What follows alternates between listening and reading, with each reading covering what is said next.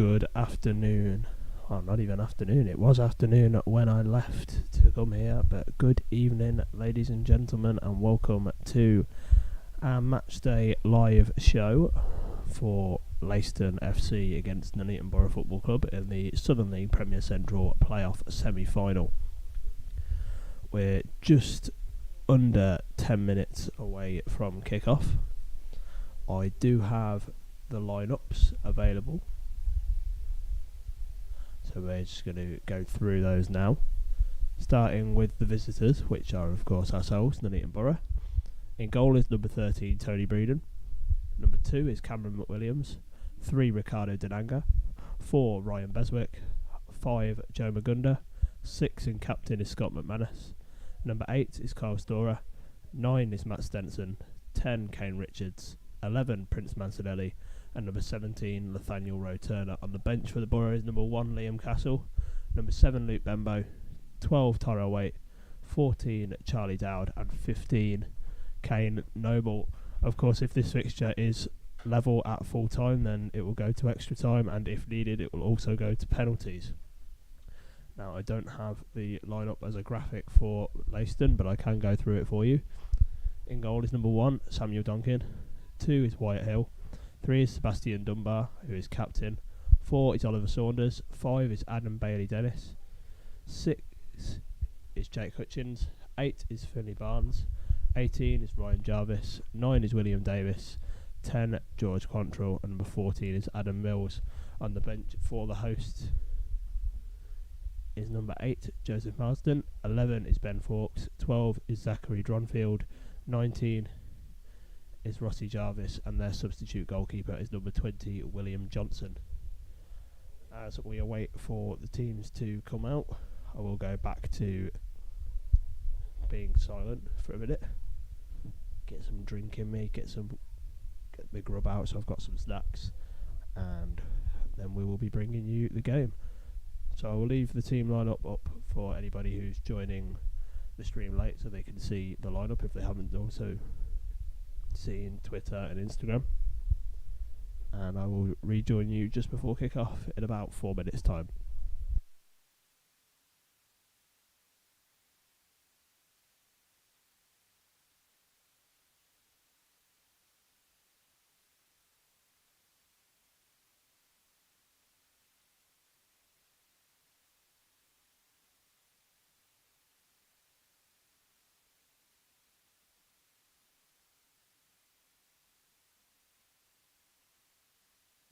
Andrew, just seeing your question, just to answer it, I've had to just pop out the ground quickly to get my thicker coat, and as I left there was a queue for the turnstiles to come in. It's a half decent crowd. On the journey here, me and Connor were car sharing with Tom and Dan, and we predicted that Borough fans was going to be around about 150. We've got to the ground and asked one of the stewards what their prediction is for the overall attendance, and they were expecting about 350 or so, but we'll see. It's half decent for a 3-hour trip for away fans on a Wednesday evening, so we'll see what happens.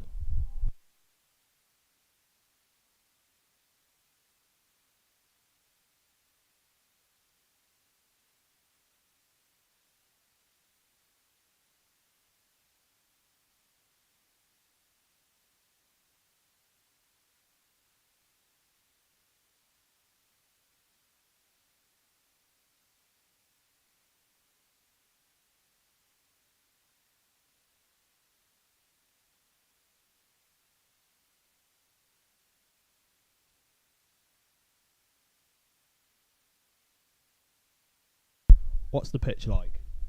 Green, with some white lines on it and a couple of white circles. No. Looks decent, yeah. Definitely, as Connor's just mentioned, I'm not sure if you can hear him in the background, but yeah, it's a little bit bobbly. You can definitely tell it's at the end of its season. It's probably going to need looking at over the course of the summer, especially if, as most Borough fans wouldn't like to know,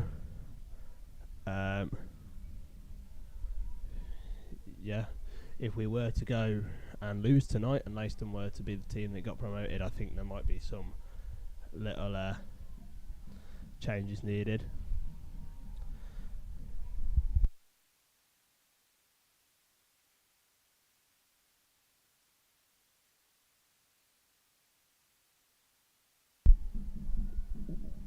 We're done 1, 2, 3. Unlucky, mate, but I ain't that stupid. I ain't falling for that one.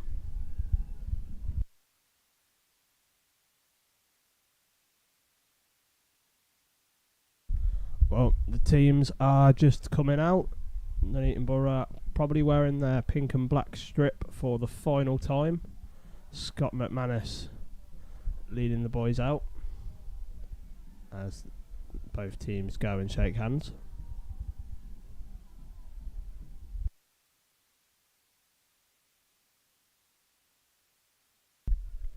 So we'll just progress over to the regular graphic that we're going to be using and set the timer ready to go. Borough at the minute have ran out and will be shooting from right to left as I am sat in the media box. If anybody has made the long trip over to Leiston in prior seasons, you'll know that the media box is situated in between two seated stands opposite the tunnel and the clubhouse, and it's also opposite the dugouts as well.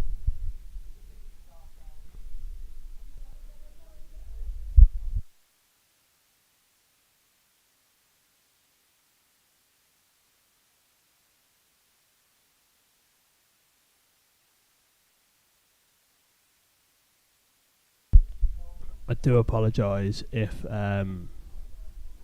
the signal is a little bit naff. We're literally in a wooden box, and the signal isn't.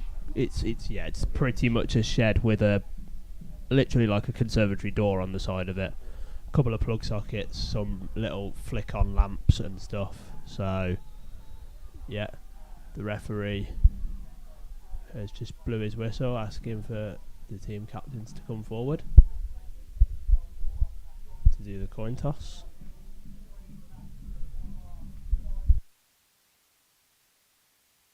At the minute, the majority of the group of lads that normally are singing and chanting for the Borough, they've got their Nuneaton Borough flag up behind the Leiston goal and are making some noise. There is also some Leiston fans behind the opposite goal. I think there's a couple of Borough fans that are dotted around, but there does seem to be a fair few fans making their way over towards that group of Borough fans, so I think they are slowly congregating together. So, coin toss states that the Borough will get kickoff and will remain as they are. So, Borough going to be shooting from right to left. I'm just ready to put the stopwatch on. Ricardo Denanga just in front of me here, pretty much on the touchline, wearing the number 3. He's going to be playing on the left. His opposite number is number 10, Kane Richards. Referee checks with both linesmen that they're ready. Both keepers are ready, and this semi-final is underway on the referee's whistle, and here we go. Ricardo Denanga is the one in possession for the Borough. Goes back to Roe Turner, who is wearing number 17 tonight. A little interesting story. He's only wore number 17 and then number 5 all season as alongside number 18, because the number 18 shirt has been lost somewhere. It has been misplaced. So we do not currently have a number 18 shirt in the pink and black kit, but it is a throw-in over on the far side for Leiston, inside their own half.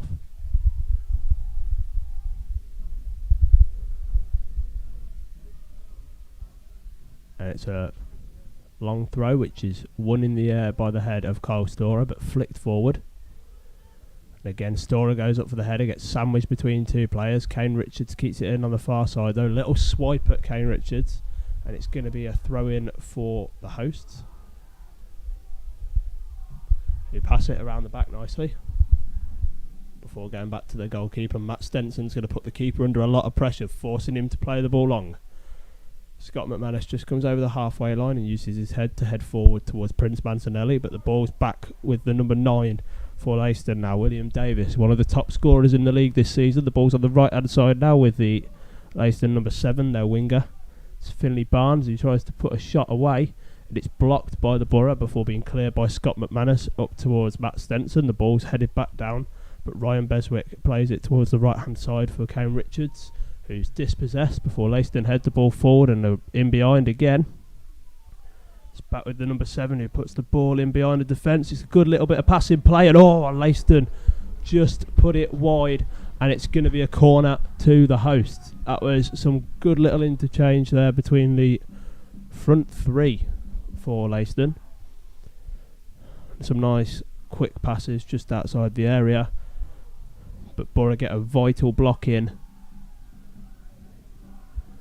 And this is a very interesting corner routine. The majority of the Borough players on the outside of the box, bar Ryan Beswick and Matt Stenson, who both stand on either post. All the Leiston players come rushing in, and Kyle Storer gets his head to the ball, heading out towards Ricardo Denanga, but the corner taker is over to receive the ball. Leiston put the ball in behind again. It's blocked by Ryan Beswick and out for a throw-in. Leiston putting on all the pressure at the minute.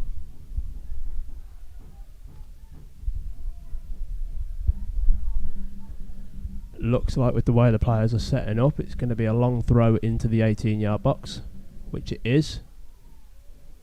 And it's scooped away by Kyle Storer before being flicked back in by Leiston. And Tony Breeden's going to pick that up and try and settle the game down. But there is some good noise from the fans at the minute. I'm just going to get the other game's scores loaded up as well, so I can keep an eye on the Rushall-Colville result for people as we're going. Borough have a throw though in the meantime of me doing this. Nathaniel Roturner is going to take it just in front of us. Long one, Mancinelli flicks on up towards Denanga. Denanga can't get it. Beswick gets his head to it eventually. Denanga plays it off Prince Mancinelli, and Prince just can't keep the ball in play.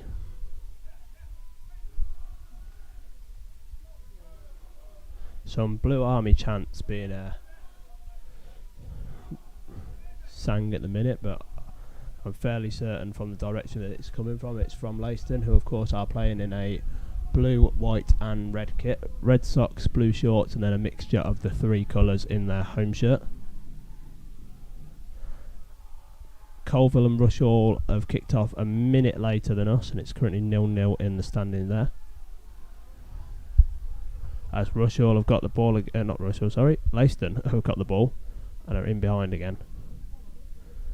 But Kane Richards does well to get back and usher his man out.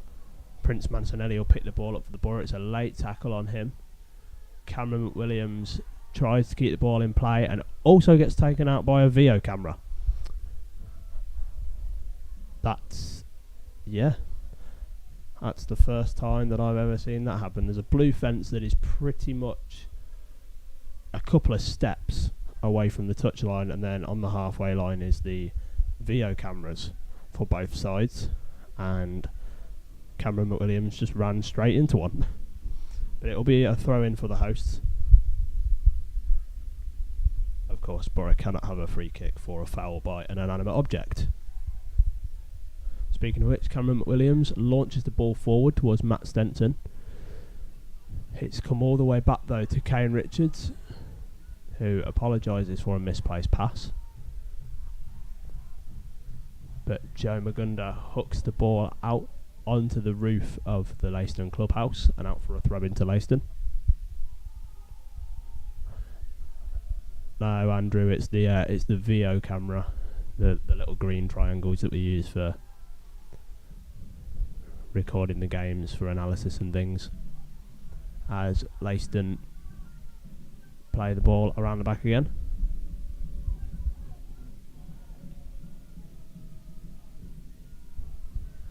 You want to see the video evidence of the foul. I'm sure Hannah will have it on video. It might be a moment that I can get back from her as Leiston put the ball in towards the back post, and Roe Turner will put it out for a corner. Sounds absolutely silent. It's probably because we are sat in a little shed. Like, we're pretty much indoors, which is a shame because we can kind of hear some of the atmosphere. It's fairly loud. We can kind of hear it, but I mean, it probably won't transpire onto the commentary as the corner comes in. And Scott McManus heads out for Kane Richards to flick on. Ricardo Denanga turns, tries to chase it, but the two Leiston centre-backs that were left back on the corner head it back before launching the ball forward was their number 3. So their left full-back, Sebastian Dunbar, who is their captain. But it was easily picked up by Tony Breeden, who just restarts play with a pinpoint long ball to Ricardo Denanga, who goes infield to Kyle Storer, who twists and turns before being forced back to Scott McManus. Scott McManus turns, plays the ball back to Tony Breeden. Breeden clips one up towards Ricardo Denanga. Borough eventually have a throw in though, which Roe Turner has come forward to take. Long one from him. Prince Mancinelli backs into his man and heads the ball up for Ricardo Denanga, who turns, runs down the left hand side, puts a cross in towards Kane Richards, and it's gathered by the keeper. Borough's first opportunity there.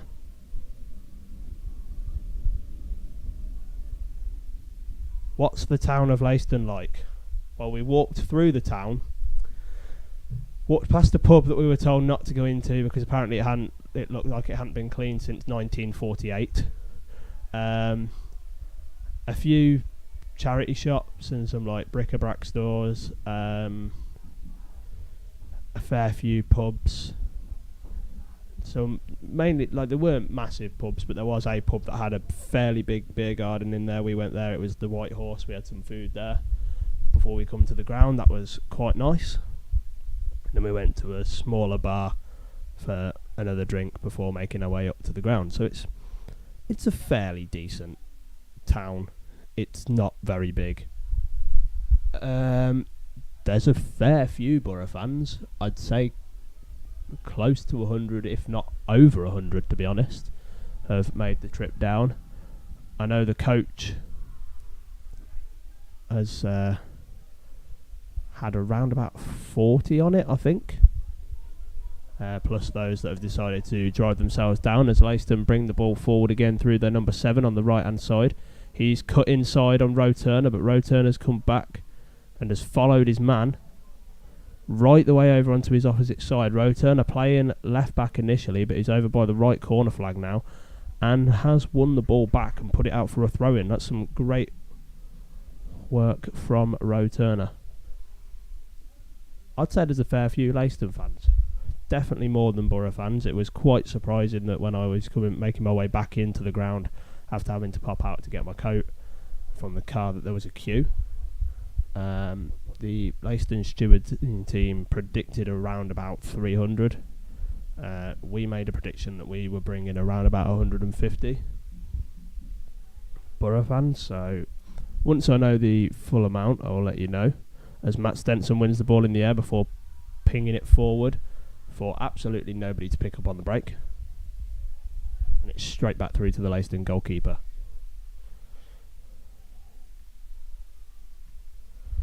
Just over 10 minutes gone then. Leiston the ones with the early pressure. But Ricardo Denanga is going to chase the ball back as it's played back to the goalkeeper. There's a little push on him by the centre-back as he tried to make his way forward. Joe Magunda confidently passing the ball to Cameron McWilliams, who launches it forward looking for Matt Stenson, but it's over Stenson's head and straight to the Leiston goalkeeper. Speaking of Ipswich aren't playing tonight, Andrew, I have seen probably a good 4 or 5 fans walking around with Ipswich jackets on or hats on. So yeah, as Kyle Storer puts the ball in behind to Matt Stenson, who's offside. Kyle Storer picked the ball up there just over on the right hand side from a misplaced pass tried to clip the ball into Stenson, who did well to control it, just had to turn and fire a shot, but the linesman's flag is raised, and it'll be a free kick to Leiston.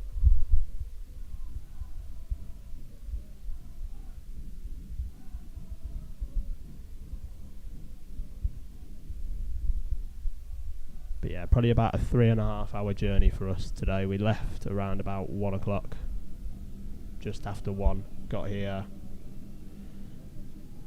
about 20 to 5. Made a couple of wrong turn-ins. Oh, as Joe Magunda goes down after heading the ball and calls off a high boot there. He's just checking that Joe's alright.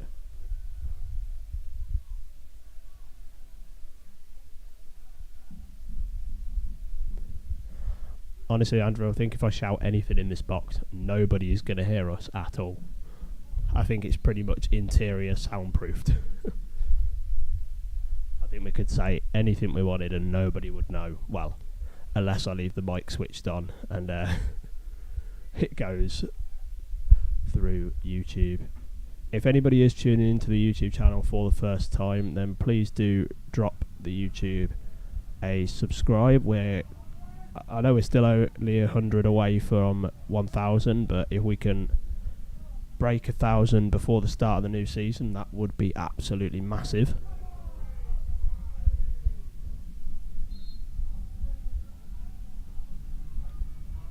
Really does help the club push the content out, as Tony Breeden's free kick is headed on by Kane Richards, which Prince Mancinelli and Ricardo Dunanga chased, but it was picked up by the goalkeeper.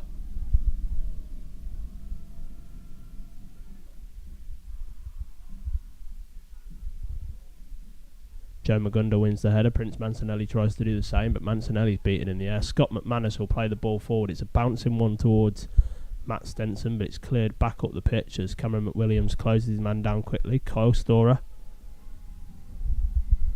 has to play the ball back to Tony Breeden. I'm unsure how the youngsters got on.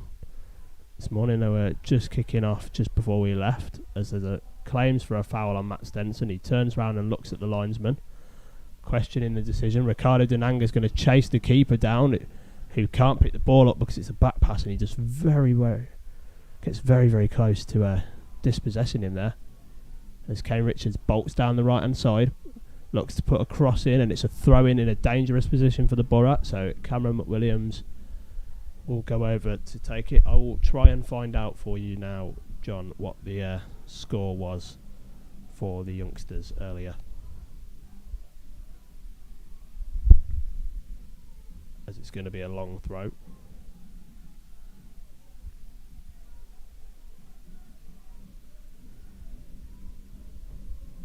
Which comes in from Scott McManus. It's flicked up in the air, and then Leiston get it away. Kyle Storer hits one from range though, and it's out for a goal kick, however.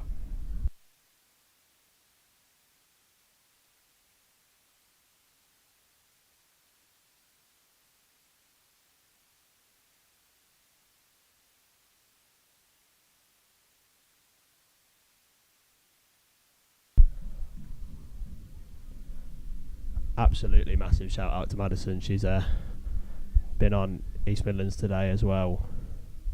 Yesterday was great to be involved in. I mean, I'm a coach for the under-13s alongside Rich and Matt. It's been an emotional season for the whole team, but it was just really nice to have Maddie back. And there was the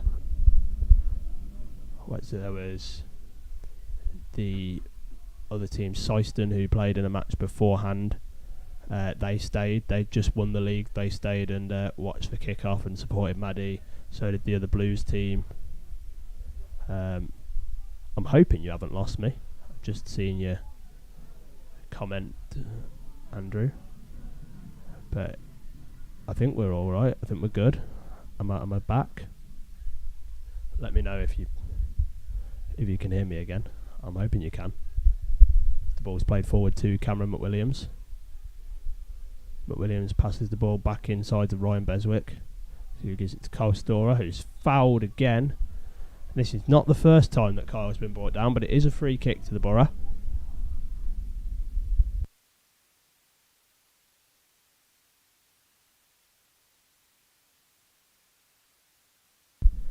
back now, went quiet a few seconds ago. Yeah, it's just because I was just quickly dropping a message into our media group chat just to try and find out the score for John earlier.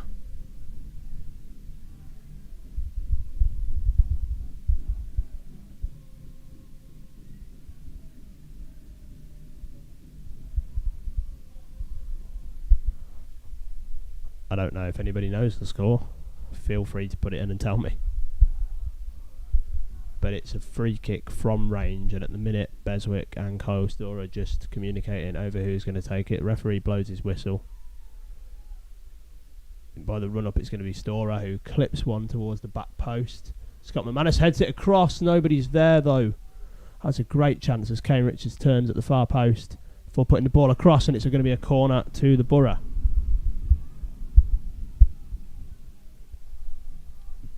Big corner coming up. That was a good ball in from Kyle Storr. A great header across the face of goal from Scott McManus. It was just into some empty space though.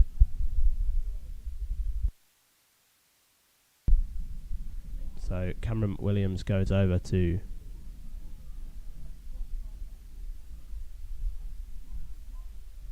take the corner, which comes in. Keeper flaps at it before it's hooked away by Leiston and out for a throw-in. Joe Magunda brought down in the box. Cheers from Borough fans, and it looks like it's going to kick off here between Joe Magunda and one of the Leiston players. Scott going over to talk to the lino. He said the lino's just come in, and the referee is going to check with the linesman about what happened. If anybody remembers the last game down here against Leiston at the start of the season, there was a couple of red cards, a couple of wrong players sent off, which was then rectified. So this fixture has had it all previously. Let's see what the linesman has told the referee. I'm going to guess it's just going to be a little talking to for both of them.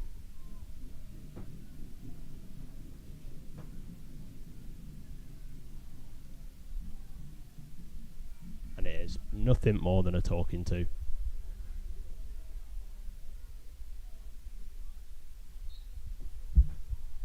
But the throw-in is on this near side with Roe Turner. Kyle Storr asks for it short, gives it back to Roe Turner, who clips one up for Denanga. Denanga heads towards Kane Richards and wins another throw-in for the Borough. And the referee has to ask for a new ball to be put into play.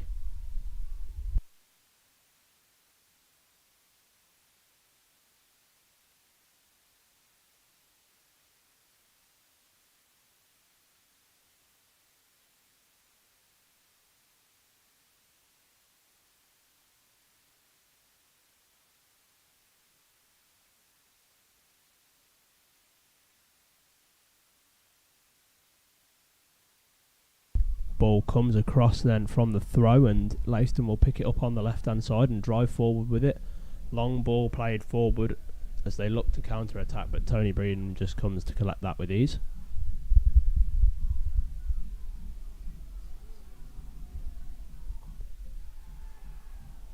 And it's a goal kick despite jeers from the Borough fans suggesting otherwise. There is now a fair few Borough fans making some noise.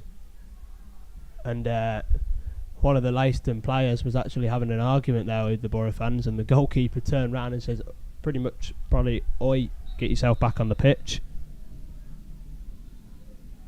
The referee is calling the player over that I think that's the player that just had the argument with the Borough fans, and the referee is giving him a talking to as Matt Stenson jeers the Borough fans up, definitely getting in the heads of some of these Leiston defenders and the goalkeeper here, causing some disjoint between the team. I think the words that were probably said there to the referee was, he said something I didn't like, so I felt that I had to say something back, and he was distracting me from my task of playing a game of football. Something along those lines.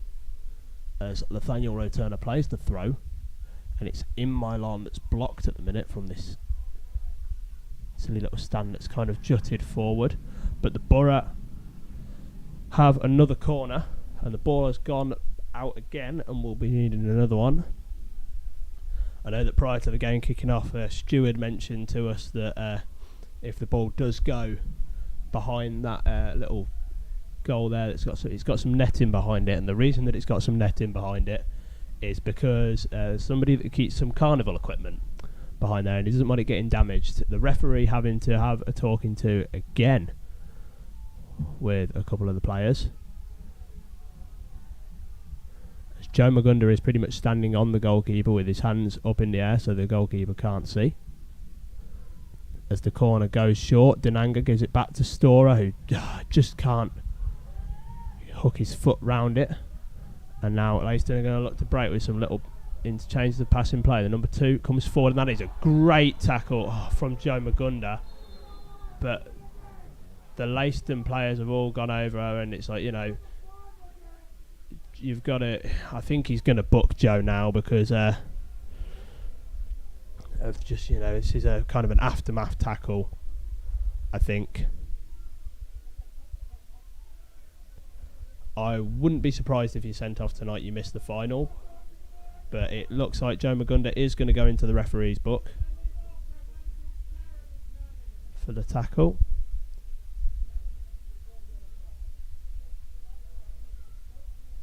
I'd say it was a good tackle because it was needed, because Leiston were looking very, very threatening as they advanced forward fairly quickly, but it probably, the way in which he committed the challenge was probably down to a fair bit of anguish as well after what had previously transpired a couple of minutes ago, and that is probably why he's gone into the referee's book. But the referee is also talking to a couple of other Leiston players, just warning them. As the free kick on the centre circle is clipped out to the left hand side, which Joe Magunda is battling for again. Kyle Storer plays it forward. Dinanga's got some pace on him and forces the number 10 in the middle of the park to put the ball out wide. It was George Quantrill, and there's a foul that gives a free kick in the direction of the Borough. Kyle Storer just checking on the player.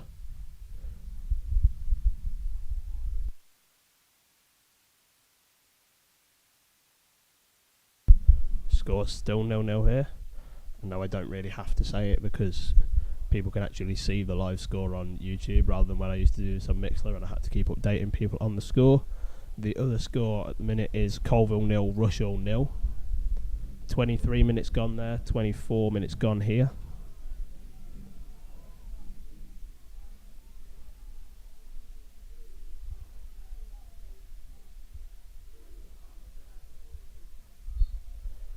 Free kick then for the Borough. Stenson tries to pick the ball up, does well, finds Kane Richards. Kane Richards tries to give the ball to Dinanga, who plays it back to Richards, who probably wasn't expecting that and gets dispossessed. And there's a foul this time by Cameron McWilliams.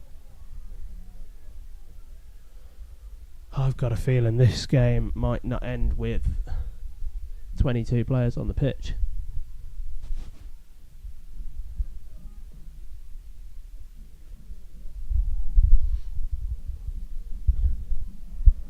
And Andrew, just a quick one for you, mate.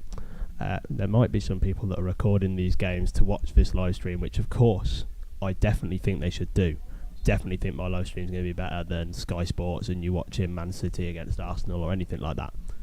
So just do be aware that there might be some people who are waiting to watch the game later on. As Ricardo Dinanga picks the ball up on the left hand side, he's just dispossessed by the number 2 there, who turns before playing the ball back inside to his centre-back partner.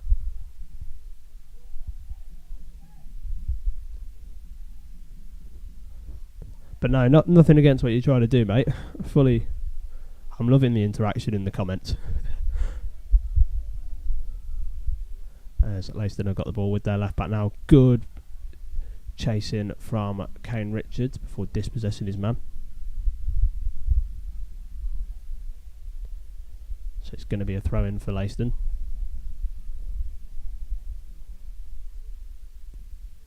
which Borough win the header for. And there's a big group of players over there. The referee somehow deems that it's a Borough throw. God knows how he did that, because there was probably a wall of about 4 players between him and the ball. So I think it's just a guess, in all honesty. Joe Magunda passes the ball across to Scott McManus. Of course, Isaiah Osborne and Jaden Charles have travelled with the squad today. Jaden Charles won't be involved in the playoff final. Should we get there? Prince Mancinelli is through. Passes it into Stenson, who puts it wide, and the Lino's flag goes up. I think it was Prince that was offside. And the Lino just telling him it was him as he was coming back. He didn't quite make it onside before he picked the ball up, but it was in a great position. And I think he made the right choice in passing to Stenson, but I think Stenson was aware that the flag had gone up.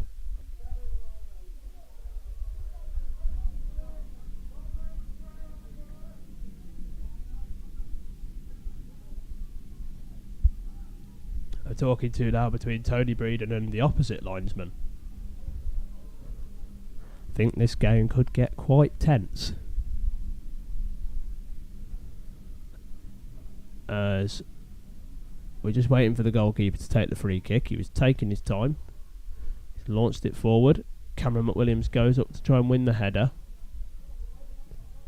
He doesn't. It's William Davis that's got the ball for Leiston. The ball's put in behind. It's a great cross in, and it's going to be a goal kick. That was probably the closest opportunity. Borough have had probably 2 good chances now. That one that was called offside, and one a few minutes prior. Leiston had that early chance that was blocked, and then another good ball put in there. As Matt Stenson heads the ball onto the roof of the stand. It's out for another Leiston throw, which is taken quickly and short. Tried to play it back to the throw-in taker, but it's gone out for a throw to the Borough, which means Nathaniel Roturner will come across to take this. Prince tries to flick the ball on, can't, but plays it into Stenson, whose first touch is heavy, but he does well to win it back. Dinanga has come inside now. He's got Kane Richards with him. Dinanga has had a shot from distance, and it's into the gloves of the keeper. But that's some good recovery from Matt Stenson there. It was a good little bit of link-up play between him and Prince, but his first touch let him down, but he did well to then get back to the player that dispossessed him and use a back heel to win the ball back. It's a foul by Dinanga. It's a soft one, that is. It's a soft one. It's just clipped the player ever so slightly, and he's just gone down. While we wait for the referee to... it looked like he was going to space a wall out, but Leiston have taken it quickly. Down onto this right-hand side, it's put across. Beswick plays it to Nathaniel Roturner, who hooks it forward. Prince Mancinelli stands in front of his man and forces Leiston to play the ball back to their centre-back pairing. Mancinelli going to close the keeper down? No, he started to, and then he's just dropping back and letting Stenson come back into the centre-forward position. Need to try and multitask here and get my drinks bottle open as well at the same time, because this is getting fast-paced, and I need a drink. I haven't had much of a drink on the 3-hour journey that we were coming down here. As Stora plays the ball back to Tony Breeden. Breeden is closed down and just plays the ball calmly out to the right hand side for Cameron McWilliams, who plays the ball long. Stenson was hoping it bounced, it didn't, but Stenson forces the centre back to play it back to the keeper. Tried to get round him but just couldn't.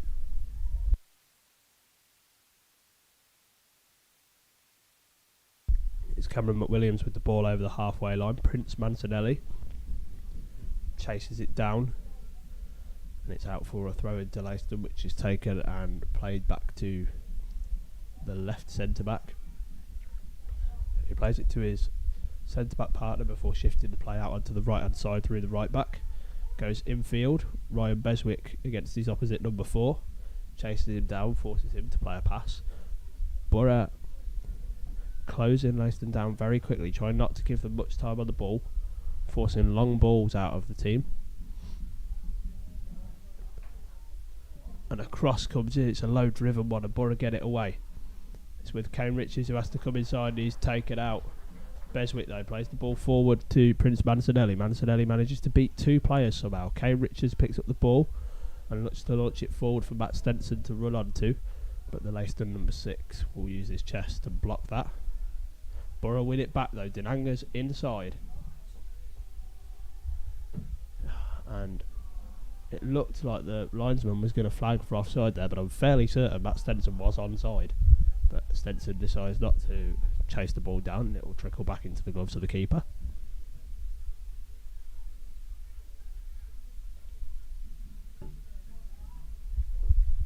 Definitely going to need to get another drink at half time.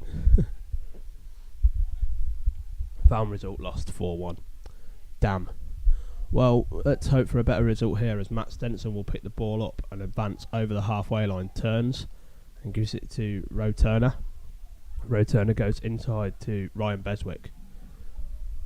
Beswick back to Joe Magunda. Joe Magunda gives it to Scott McManus, whose ball forward found Prince Mancinelli. And the referee has blown for a free kick.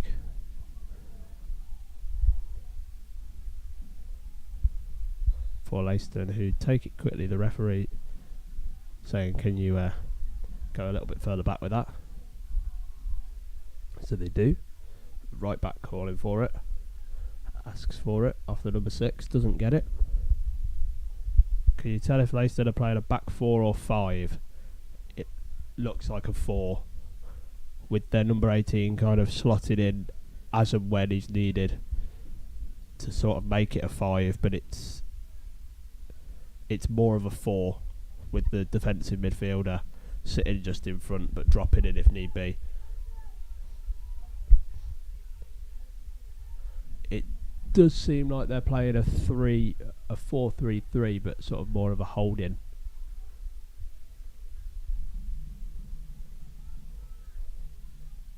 Or it's actually no. Looking now that I'm actually looking at it in more depth, it's probably a 4-4-2 with a diamond, but a wide diamond. As Dinanga looks to get through. Oh, he does well to pick the ball up off the number 2. He's inside the 18-yard box. He holds it up. He's got Roe Turner looking to help him out. Beswick hits the shot. It's through to Stenson. Oh. And it's going to be a goal kick. Wow. I don't think Matt Stenson was expecting that to run through to him, as Beswick's shot took a deflection and ended up pretty much at the feet of Stenson in behind the defence, who just couldn't get it up to air.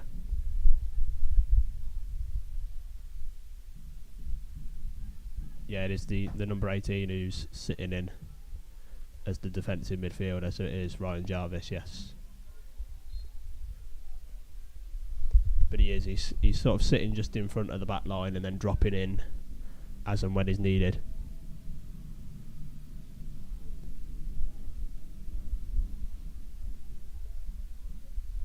The ball is played long up and over the halfway line. Kyle Storer gets his head to it. Scott McManus has to send back the rebound though. Dinanga coming over to stand up his right back. Roe Turner intercepts the pass. Finds Dinanga. Dinanga holds the ball up. Turns. Takes on his man. Tries to beat him. Just can't. But comes back in to help Beswick with the defence. Matt Stenson closing down the number 6 there. Jake Hutchins very nearly dispossessing his man. No problem at all, George. Not a problem, mate. Hope you're enjoying the stream. If you're a Leiston fan, do let me know if I'm pronouncing the town's name right. We were having this discussion. I've been told Leiston, I've been told Leiston, I've been told Leiston. I'm just not quite sure. Nobody's been able to give me a straight answer of which one it actually is. So I've been using Leiston, but I'm more than happy to be told I'm wrong, as Tony Breeden watches the ball down and it falls into his gloves. You are correct, so Leiston. Thank you very much. wouldn't want to do the town injustice by pronouncing the name wrong.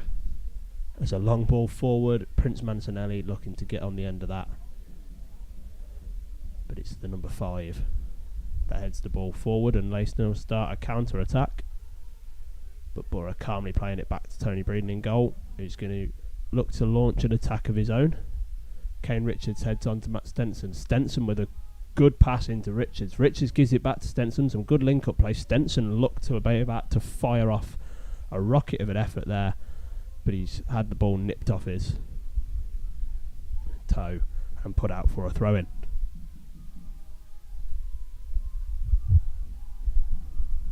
Thanks, George. I like to ensure that I'm accurate with what I say and stats and things.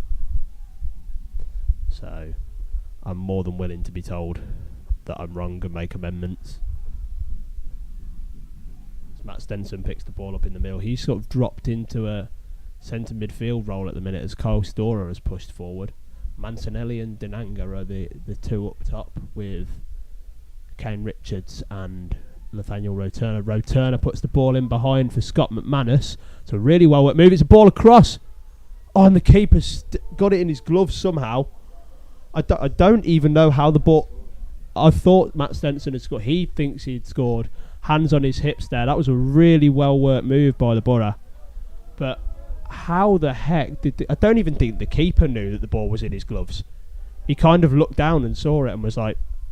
He seemed surprised himself. Wowzers. That was a lovely, well-worked move, though. Roturner was high up on the left-hand side. Kane Richards was the same. McManus pretty much coming all the way forward from centre-back with a little burst of pace. A good little interchange between those two, as Kane Richards is just dispossessed in the middle of the park by Jarvis. And Leiston bring the ball over the halfway line. It's going to be a throw in to the Borough. I thought there was going to be a foul there. Still seems to be goalless in the Rushall-Colville game.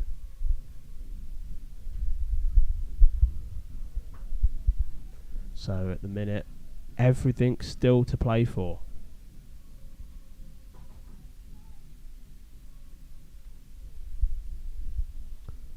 What percentage of play has the Borough had? Flipping heck.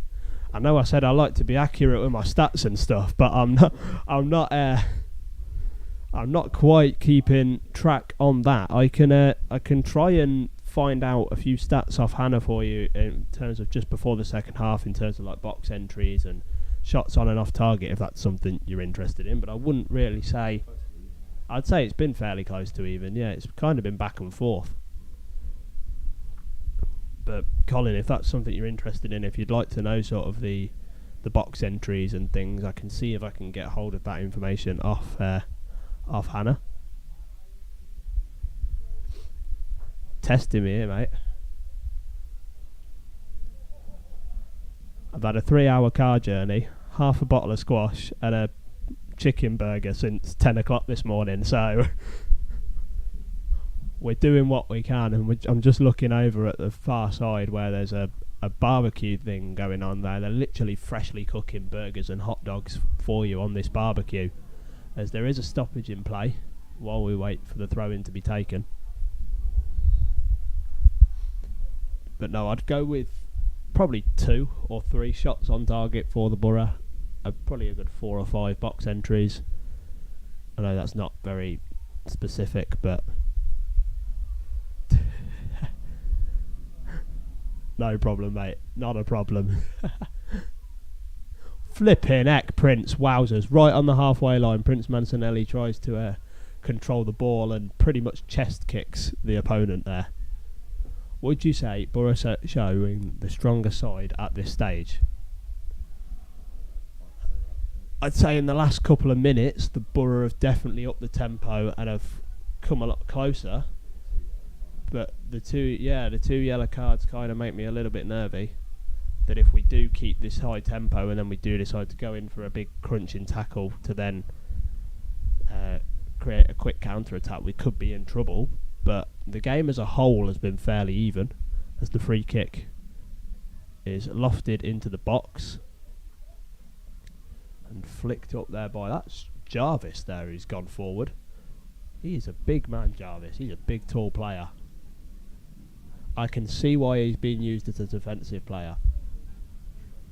But he is. He's literally just drop it. He has now dropped in to make the back five for Tony Breeden's goal kick. So it looks like on an attack in transition, he moves forward and plays as the defensive midfielder before dropping in on the defence.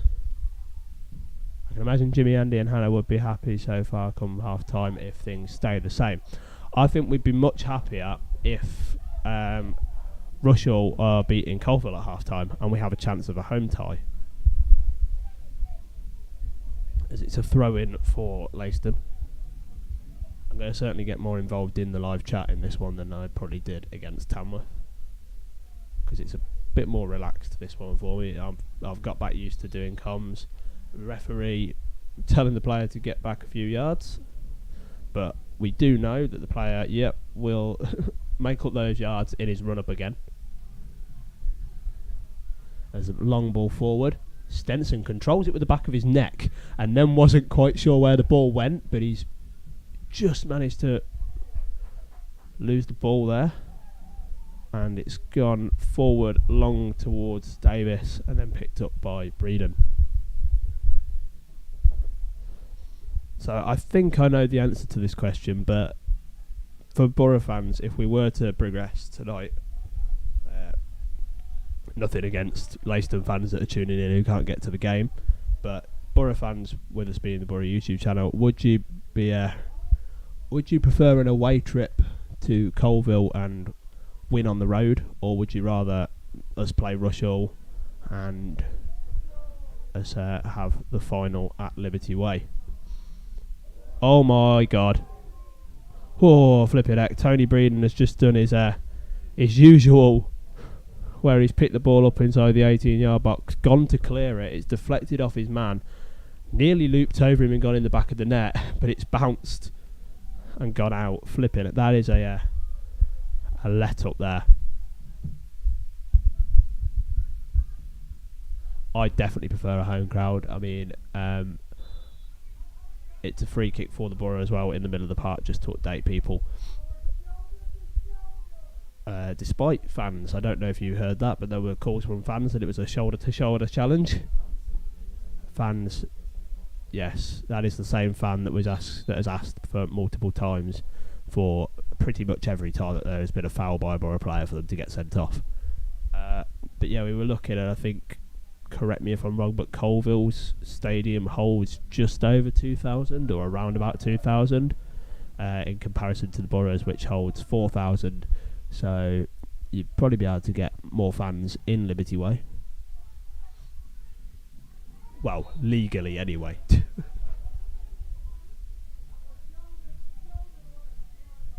Another shoulder-to-shoulder challenge, according to the fan that's sitting in the seat pretty much right next to the right-hand wall. We can hear every word he's saying. Shouting, definitely. But it is a free kick for Leiston. Their goalkeeper has come forward to take it.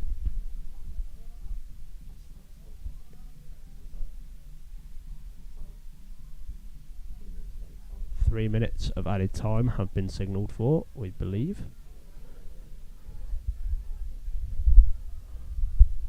As the goalkeeper is going to take the free kick. He's put it down the right hand side. Nathaniel Roturner will head it straight back to the goalkeeper, who first time smashes it forward. And it's Scott McManus who gets his head to that one this time and puts it out for a throw in to the hosts. I'm going to look to get some half-time photos up for you, as I did in the Tamworth game. Won't have any highlights in this one though, as Scott McManus blocks that effort, that cross that was coming in from Leiston. So I'll hopefully have some half-time photos for you from Simon. He sent me the ones from the warm-up that was used on Twitter and Instagram. So hoping that he can do the same, and we'll put them on the live stream for people.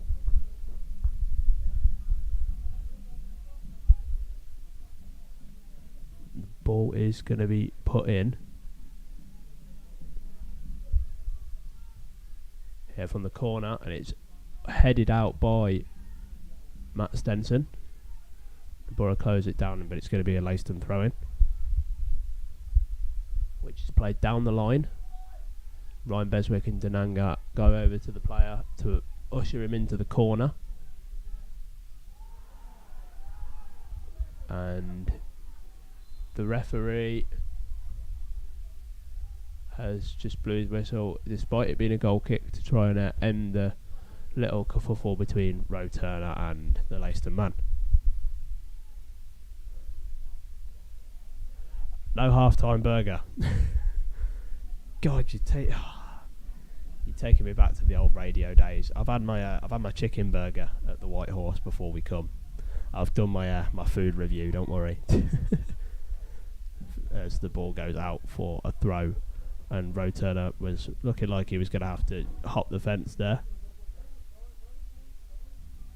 but Roe Turner just said to the fan, "Oh, just take your time. We want to go in for half time."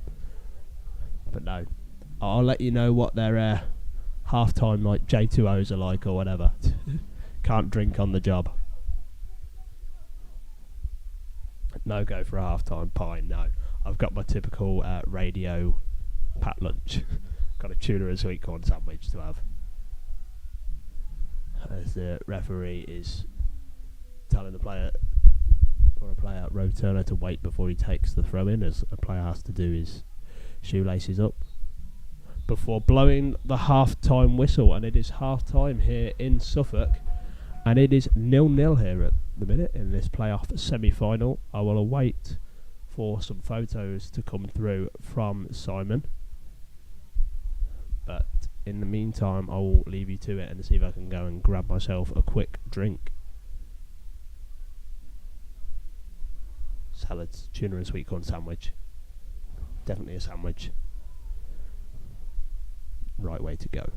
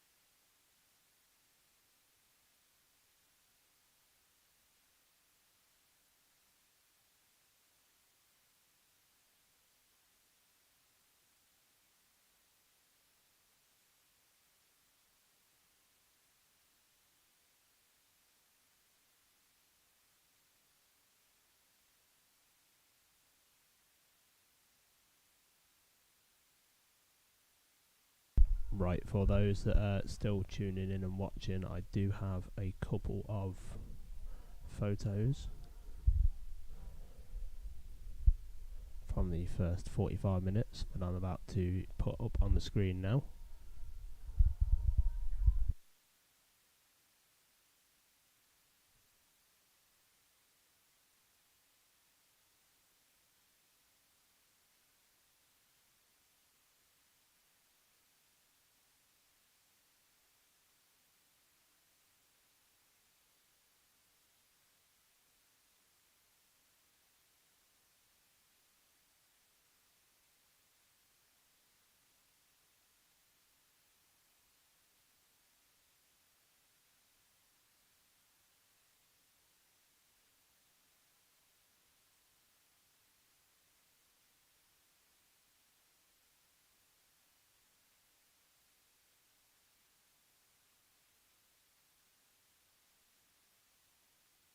As those couple of photos flick through, the Leiston 11 makes their way back out onto the pitch.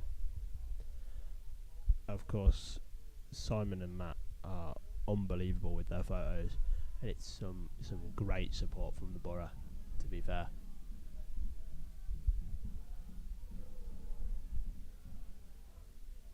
And we're just waiting for the Borough 11 to come back out for this vital 45 minutes, literally the biggest 45 minutes of the season. I've just been walking around and a couple of Borough fans have been saying to me about the fact that they're nervous, but yeah, Connor's just mentioned that it's the biggest 45 minutes of the season so far. We're definitely hoping that there's another 90 minutes as the Borough players come out. Not another 90 minutes today though. We don't want another half an hour of... we don't want to be here for extra time.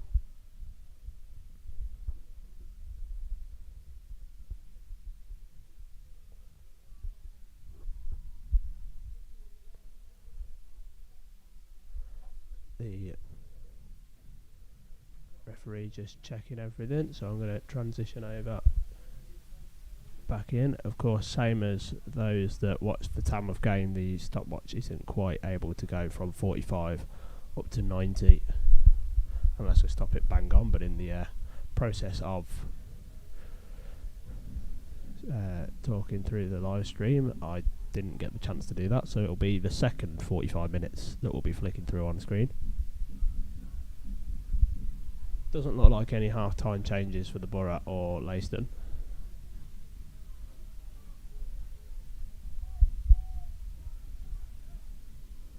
Referee just having a count up of the players.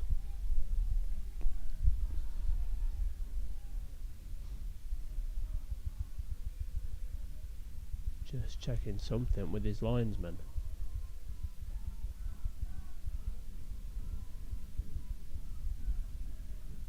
No, and he's happy for the game to get back underway. Second 45 starts now. But this way, Owen, would you rather lose in a semi-final or the heartbreak of a final? Which is worse? Wowzers. Both. I'd much rather not have to think about that, us win tonight and us win the playoff final. Because that's what's going to happen, Andy. That is what's going to happen, mate. But no, given the fact that I was like how young at the last playoff final when we beat Gainsborough Trinity, I went there with my dad and my granddad.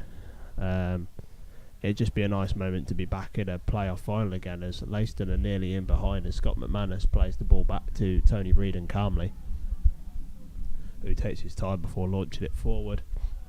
I'm just wondering what the... I was going to say, let's stay positive, we're going to win. Definitely, I think we're going to win. As Kyle Storer gives away a free kick. It's going to be a free kick which Leiston tries to take quickly, so Prince Madison runs over to block them from doing so. And they play it backwards.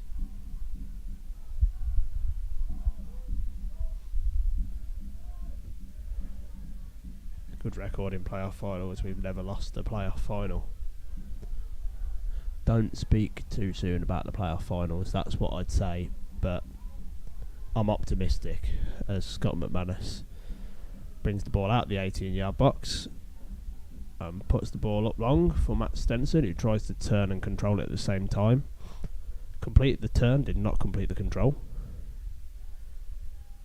The way that Ryan Beswick was running towards his man there, I was expecting a lunging tackle, but the ball is passed quickly by Leiston, stop him from doing so. Prince Manzanelli closing down his man in the middle of the park, and it's a misplaced pass from Leiston that nearly goes out for a throw, but kept in by Jarvis.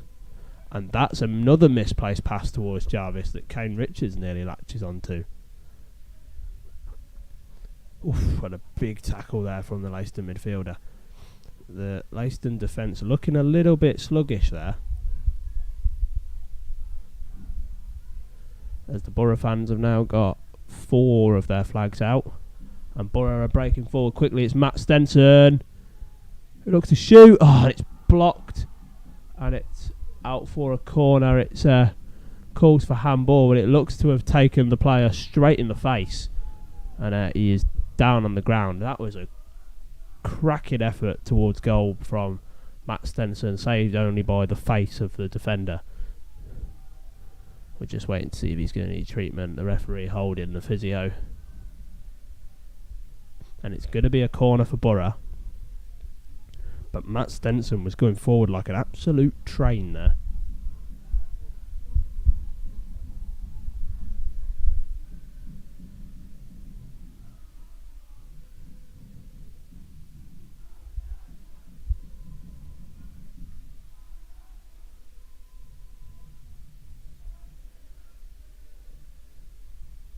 Player is back up on his feet though, which is good to see. It's going to be a corner for the Borough. Everybody's crowding the line. As the corner comes in, it's headed up, and it's in the back of the net. It's Kane Richards, and the Borough fans behind the goal. I have a voice break, and the Borough fans behind the goal run to the corner flag to celebrate. Beer goes flying up in the air. Kane Richards, the ball has come down as it's been cleared into pretty much onto the penalty spot, and Kane Richards volleys it into the back of the net, and it's Borough 1, Leiston 0 here in Suffolk. God, I have wanted to do that for a while. I didn't get to do it against Tamworth. I've missed doing that for the radio. But Borough are 1-0 up here in Suffolk. Ho ho ho ho.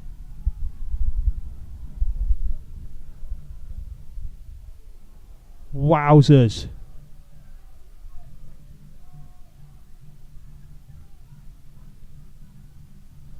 Borough take the lead.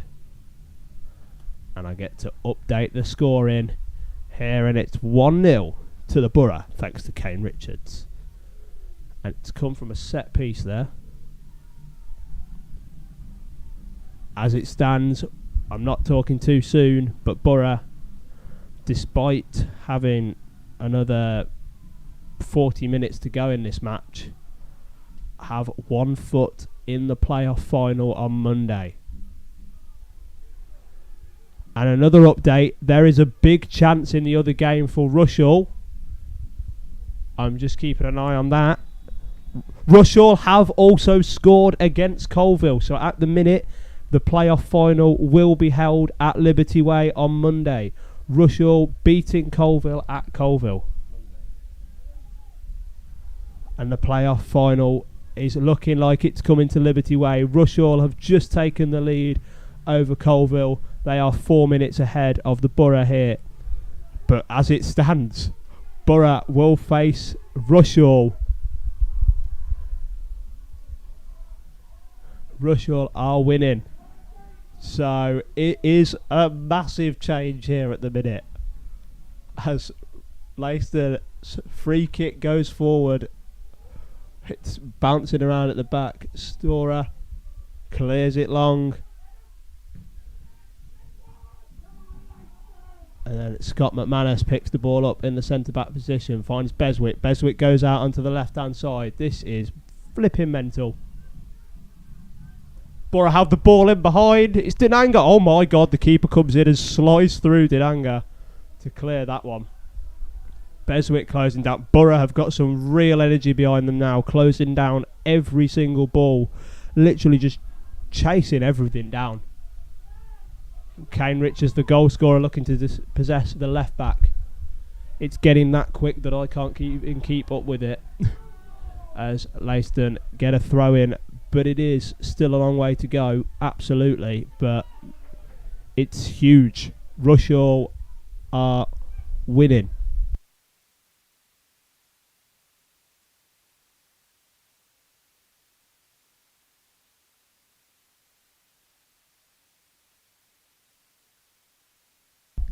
Stenson needs some treatment, so there is a bit of a stoppage in play.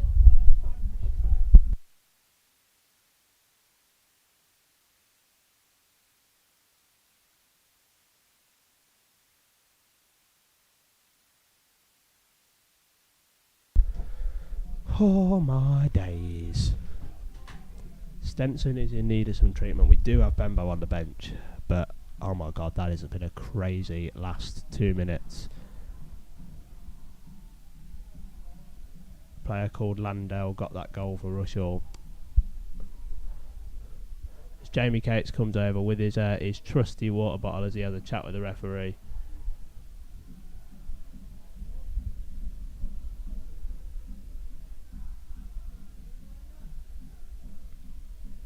So Kane Richards gets the water in. Matt Stenson gets the water in. We know Matt's had a little bit of an issue with his ankle that he's just recovering from, which is why him and Bembo have been sharing 45 minutes either way between them.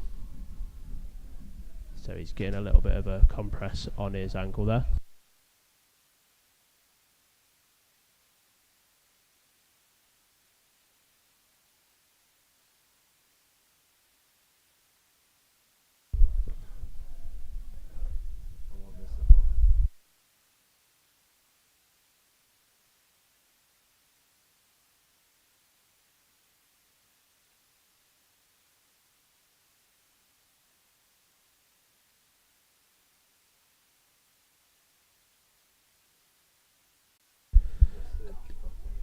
It'll be a 3 o'clock kickoff maybe Monday, I'd have thought, with it being a bank holiday.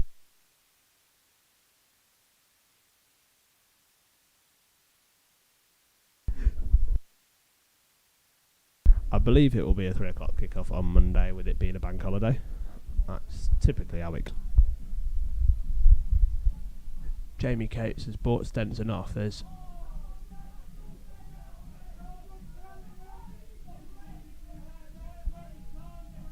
been a talking to had between Jamie Cates and the referee there.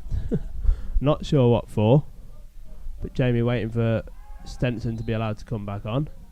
He's allowed to come back on because of a foul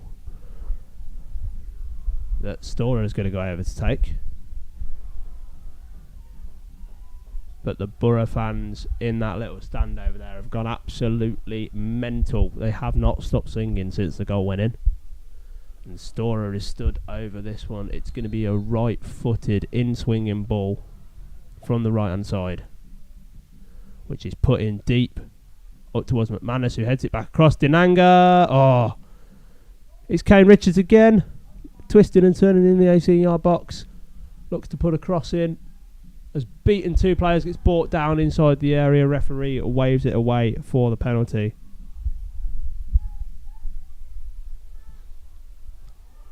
Dinanga has the ball though. Still Dinanga on the penalty spot. Oh, and it's cleared away. May depend who's in the final. Please could advise early kick-off. It's all to be decided, but I think it will be a 3 p.m. kickoff. But hey, we've still got a fair few minutes to go in this one. It could all change as Prince Mancinelli commits a foul on the byline just in front of the away team dugout.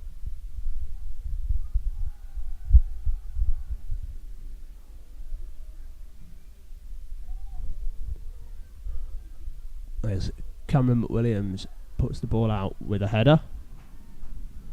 Everybody congregating inside the 18-yard box. Of course, Borough only been beaten once at Liberty Way this season, and that was by Colville.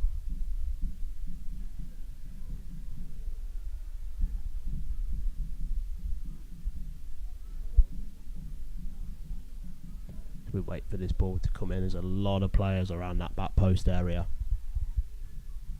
And it is a deep one that comes in, and it's headed away by Stenson, who has done really well in his defensive duties so far today. For Leiston, over on the far side this time.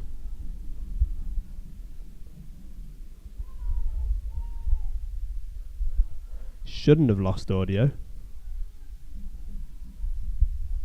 as the corner comes in. And Stenson again gets his head to it, and Joe Magunda's going to chase that one out and make sure it goes out for a throw-in. My audio is still showing that it's coming up on my on the mixer. If somebody could let me know if the audio has come back, that'd be great. Obviously you can't tell me if you can't hear me still, because you wouldn't know that I'm asking. As the ball comes back in, Breeden gathers it with his gloves. A lot of break up. Yeah, it's YouTube is having a little bit of a problem. The signal in this box isn't great, but I'll try and turn the mic down slightly, see if that's got anything to do with it. See if it's just the volume. As Kane Richards puts the ball in behind for Matt Stenson. Oh, and Stenson hits it against the keeper, and it's a corner. Borough very nearly making it 2 there.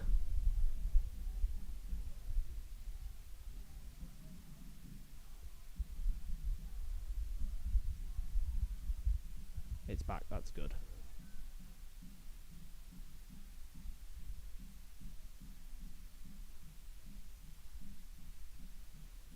I do have some goal photos have just come through from Simon, so I will try to get those up. But of course this is a big corner for the Borough, so we're going to also talk through that one. As the ball comes in, it's bouncing around. It's Kane Richards again, who picks it up on the edge of the area, gives it back to Beswick, who smashes it against the number 5.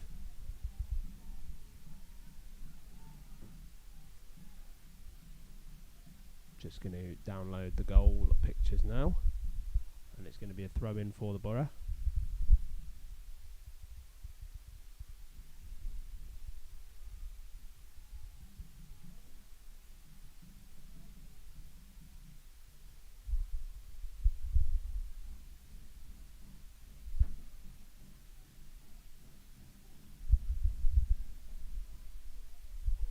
Ball's come in. Oh, and it's towards the back post again, and Borough very nearly have another second. Flipping heck. Borough really, really on top in this one now. Really on top.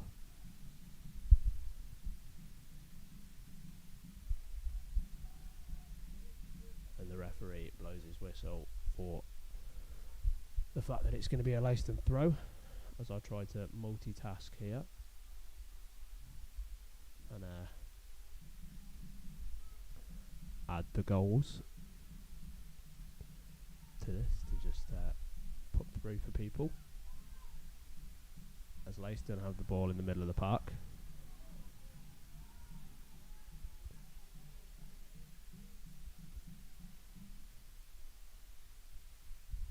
It's come to be another throw-in,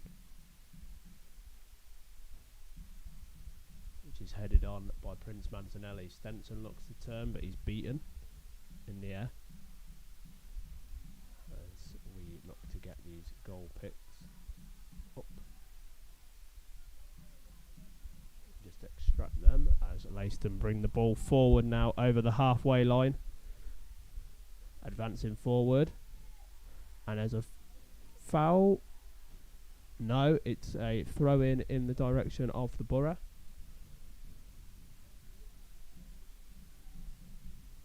Do have the goal pictures now, so let's go and add all those in. and we can see those. Alongside celebrations from the Borough fans as the ball is played back into the middle of the park to the Leiston centre back. Storer picks the ball up, gives it to Kane Richards on the right hand side. Kane Richards advancing forward, of course, scored that goal for the Borough. Kane Richards is brought down, no foul given by the referee. But we are just going to transition over into these highlight pictures. I'll just let flick through for a moment.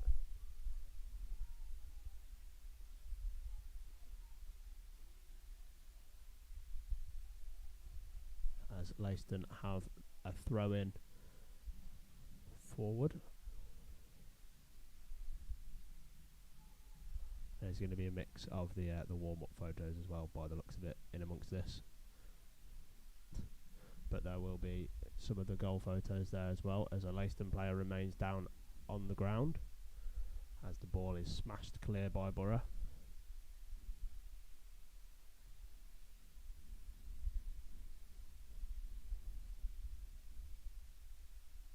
Either that, or I think Simon also resent the yeah, he did. He resent one of the photos of Beswick in amongst the goal photos, so it's just the one of Beswick that's also going to be showing, but that's from the warm-up.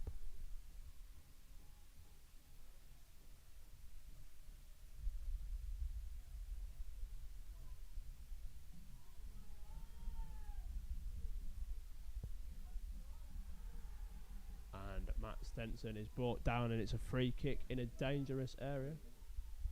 No, he's decided not to. He's given the goal kick. I was going to say, I'm fairly certain.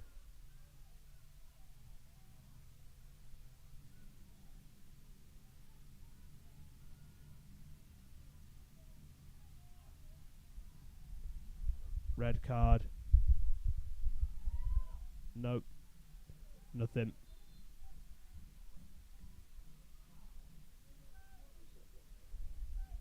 There's been no red card.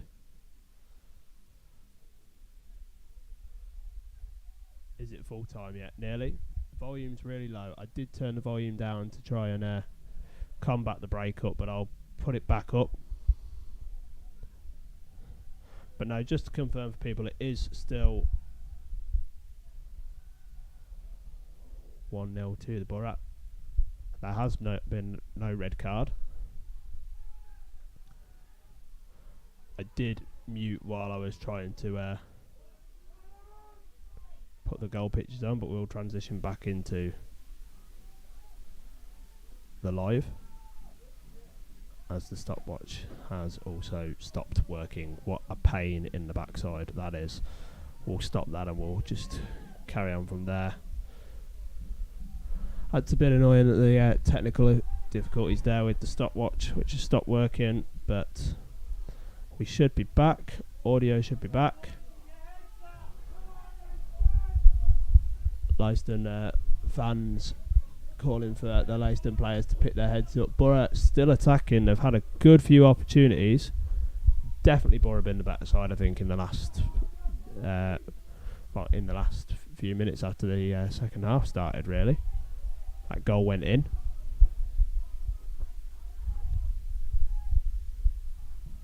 Guys, to let me know if it's breaking up or if it's too loud, too quiet. I am trying to work out a way that I can do both, but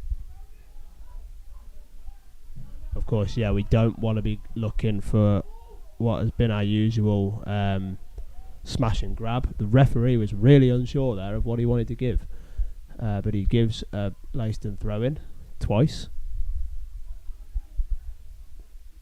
Borough fans in good voice as Stenson dispossesses the man, wins it back for the Borough. The referee's in the way there as Stenson tries to receive the pass again from Storer, but it doesn't hit the referee, so play carries on, and Dinanga has put the ball out on the left hand side. Leiston passing the ball round the back. No sound. I'm not sure, to be honest, what's going on. It seems some people have sound, some people don't. It's probably down to the dodgy connection that we have in this box. But we'll see if we can get a live streamed interview. Why final Monday and not Saturday? I guess with it being the bank holiday, they normally do it on the bank holiday Monday to try and get as many fans in as they can. Really? And plus the fact with everybody playing on Wednesday, it's yeah. I'm not quite sure if there's a specific reason. That is a handball on Kane Richards there. So it will be a free kick. Kane not really abreast. I mean, he did jump, and as he jumped, his arms come into an unnatural position, as the rules would say. Yeah, because the league said so. That's really the be all and end all of it.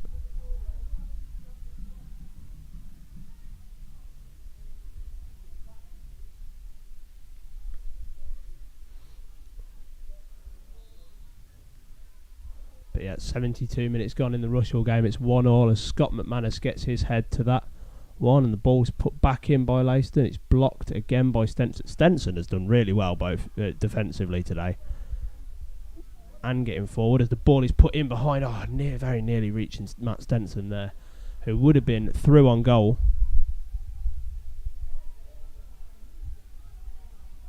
As Leiston advanced down this left-hand side now. Joe Magunda standing up his man. It's a pass inside, pass in behind. It's into a dangerous area.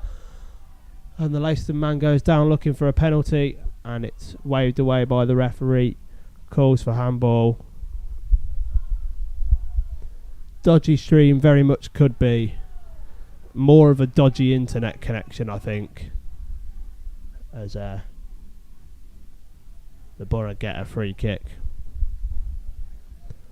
We're all having some dodgy internet signal around about this area.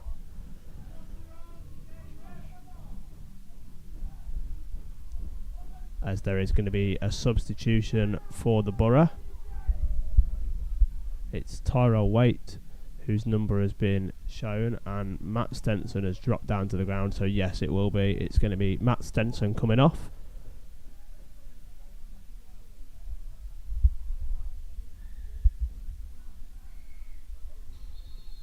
And Tyrell Waite coming on. The referee, Matt Stenson, went to run over to the dugouts to come on. To come off even, sorry, for Tyrell Waite to come on. And the referee blows his whistle and tells Matt to come off on the opposite side, the closer side. Someone didn't pay the Wi-Fi bill in Suffolk. We're using a Wi-Fi dongle, which, yeah, it could be the reason for it. Still no audio for Merrick. Has everybody else got audio? Just so I can check if it's just an issue for Merrick. Did I say 1-1? Maybe. I don't know. It's been a few minutes. It could have been that it was very nearly 1-1, but I don't remember me actually stating that the score was 1-1.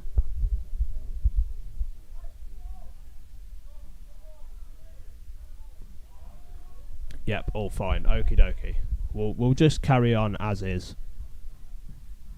As Leiston play the ball forward from their goalkeeper on that free kick. Cameron McWilliams has done really well there to hold off a player and then beat two before being dispossessed. Leiston's Davis puts the ball in behind, and Scott McManus does really well to shepherd the ball out. Oh, I said Colville was 1-1. Oh, sorry. There was another big chance for it to go 1-1. I do remember now. For it to go 1-1, flash scores popping up with the big chance little notification that it does, but it is still. This is me trying to do a lot of different things all at once, and not really being in the rhythm of doing it for the radio. As Davis heads the ball on out wide, Scott McManus and Ryan Beswick both standing up the players at the minute. Big tackle in from Kyle Storer, and he's pulled back, and it's going to be a free kick for the Borough.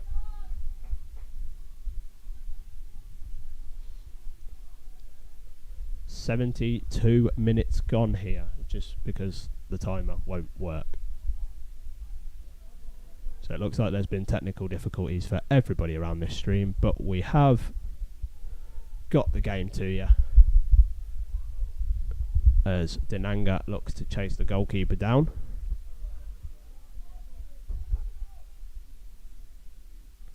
Prince Mancinelli has come really high up then. Tyrell Waite now closing down his man, and Kyle Storer intercepts the pass. It's a little bit of a mix-up between Kane Richards and Prince Mancinelli, but Borough managed to get the free kick.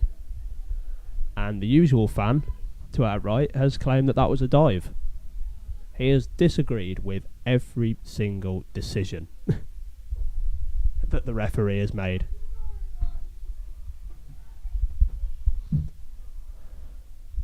Hey, it's not just me that needs to be given credit. Matt and Simon sitting out on the pitch in the freezing cold in all weathers. Connor, who's sat next to me, is helping me cover Twitter and Instagram today. We normally share the duties between the two of us, but Connor's took on both Instagram and Twitter, as Kyle Storer is going to go into the referee's notebook here for time wasting, much to his displeasure. But yeah, Connor's doing both lots of social media tonight, keeping up with them really well. And Connor is a massive... I know you said my team. I just wanted to give them like named credit, because I know not everybody is aware of who makes up the media team, if you get what I mean. I know everybody knows certain people. Going into the last 10, tensions will run high. Need to watch our heads. Definitely. We've still got Joe Magunda, who's on a yellow card. Kyle Storer is on a yellow card. Borough have only made one change. But no, Colin, fully agree with your statement, mate. Not dissing anything you've said, buddy. Not like that. Very, very grateful for the appreciation, buddy. It just it makes all the effort that we all put in just feel that bit more worthwhile, because people appreciate it. As Cameron McWilliams has just stepped over the halfway line to take this throw. It's a long one from him. Prince Mancinelli gets his head to it, heading it towards Kane Richards. Kane Richards is dispossessed though. Roe Turner wins the header this time, as Leiston clip the ball out onto the right hand side. And they're advancing forward with it. It's a long ball forward up towards Davis. It's a big header from Joe Magunda there, and it's somehow managed to land at the feet of one of the Leiston players. Their left back, who's put the ball across. He's going to turn. Oh my God, and Leiston have put the ball in the back of the net, and it's 1-1. It's a turn and shoot inside the box, and Leiston are back in it. Andrew, why did you have to comment nails, nibbling nails time, just as they hit the back of the net? And it's 1-1. And things could get interesting again here in Suffolk.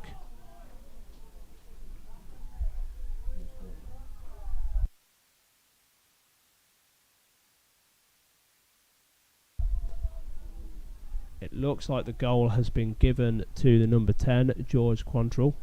We can't even hear the announcement in this little media bit. We can't see the goal very well, but it is 1-1. Borough, we did say Borough needed that second goal, and hopefully it does come, because we're gonna need it. Unless we fancy some extra time here with 15 minutes to go. 10 minutes to go in the other fixture. Rushall still lead against Colville. Ball in behind. Played in behind. It's Prince Mancinelli. Oh, it's put out for a Borough throw. Just smashed clear from in front of the goalkeeper. The referee asking for another ball to be brought onto the pitch. Oh. This could end up being a late one. Beswick gives the ball back to Scott McManus. McManus out wide to Roe Turner. Roe Turner on the left hand side. Cuts back inside and finds Beswick. Beswick with the ball forward up to... Wait. Borough nearly coming away with the ball, and it is a throw in to the Borough, despite Leiston trying to take it quickly, and now arguments being had with the referee over whose throwing it was. Borough have got the ball though, and they've gotten in behind, and it's been put out wide again. It is now most certainly a nail biter, as Leiston put the ball in behind. Joe Magunda has got to get across to it. There's one man in the box for Leiston. The referee gives a free kick in the way of the Borough, claiming that there was a dive there, and he is going to go into the referee's book.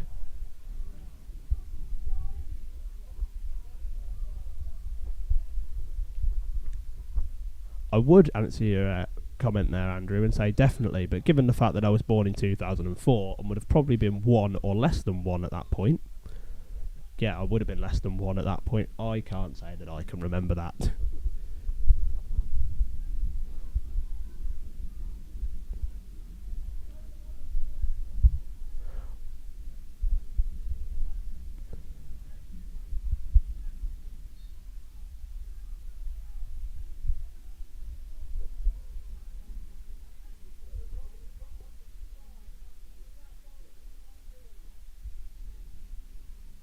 Tony Breeden going to be taking this free kick for the Borough then.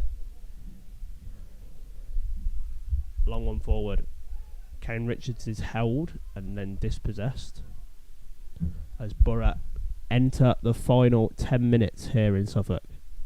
Well, the possible final 10 minutes. And Leiston have a throw in. Leiston are now knocking on the door as Borough were when they got their first goal. I don't want to say too much and jinx it, but Andrew, don't comment again until full time now. don't say nail biter again, because last time you did, they put the ball in the back of the net, mate. Leiston taking their time to take the throw. It's taken short, which is different to the majority of the throw-ins that we've seen so far tonight. The ball is smashed up. It's been fought for between 4 players right on the touchline. And a quick throw-in taken by Leiston. Kyle Storer is back inside the box to defend. Absolutely does his man there. And Tyrell Waite could get in behind. Oh, flipping heck. Tyrell Waite very nearly. Just a toe away from the ball and being in behind the defence. And 1v1 with the keeper as Leiston smashed the ball forward. And it's going to be another Leiston throw-in.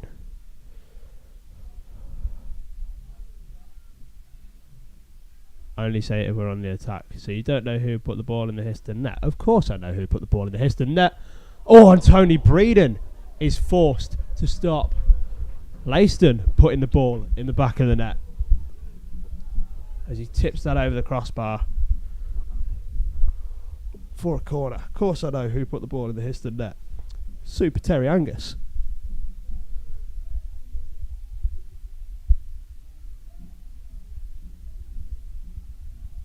And it's another new ball being put onto the pitch.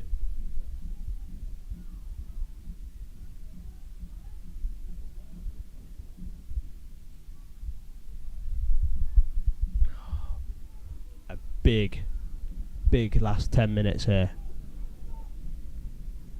As the corner comes in and Borough get it cleared at the near post. Dinanga. He's got hold of the ball. He's got Storer on the run. Storer has got Waite in front of him now. He's got Dinanga to his right.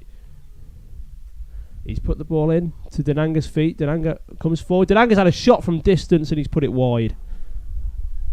New balls, please. I'm sure that they've got to be close to running out of balls here in Leiston.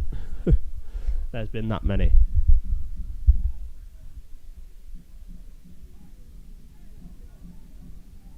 Neil Moore would have something to say about that one.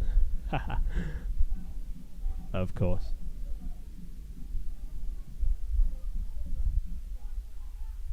Joe Magunda pushed in the back as he goes up for the header. So it's going to be a free kick to the Borough.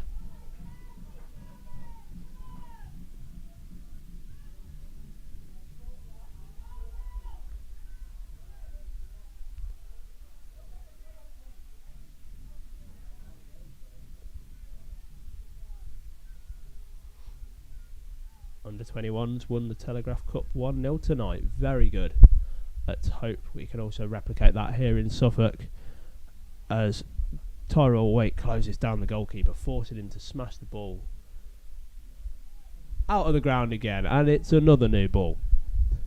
See, this is where I need the old stat sheet that me and Matt used to have. I don't think it's in the bag that I've got here, where I could just create a little box on the bottom for how many new balls have been put into play.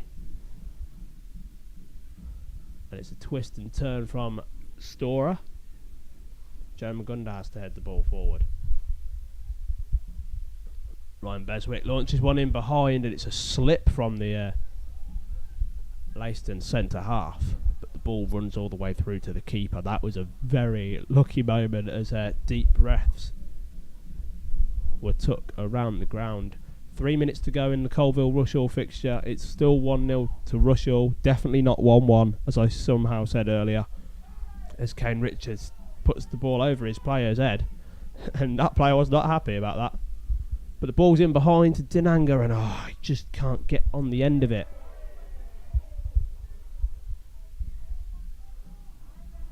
Well, we can't replicate the score, no, but we can replicate the result in the fact of winning the game. That's what I was getting at. Scott McManus smashing the ball forward. And it's going to go out for another throw to Leiston.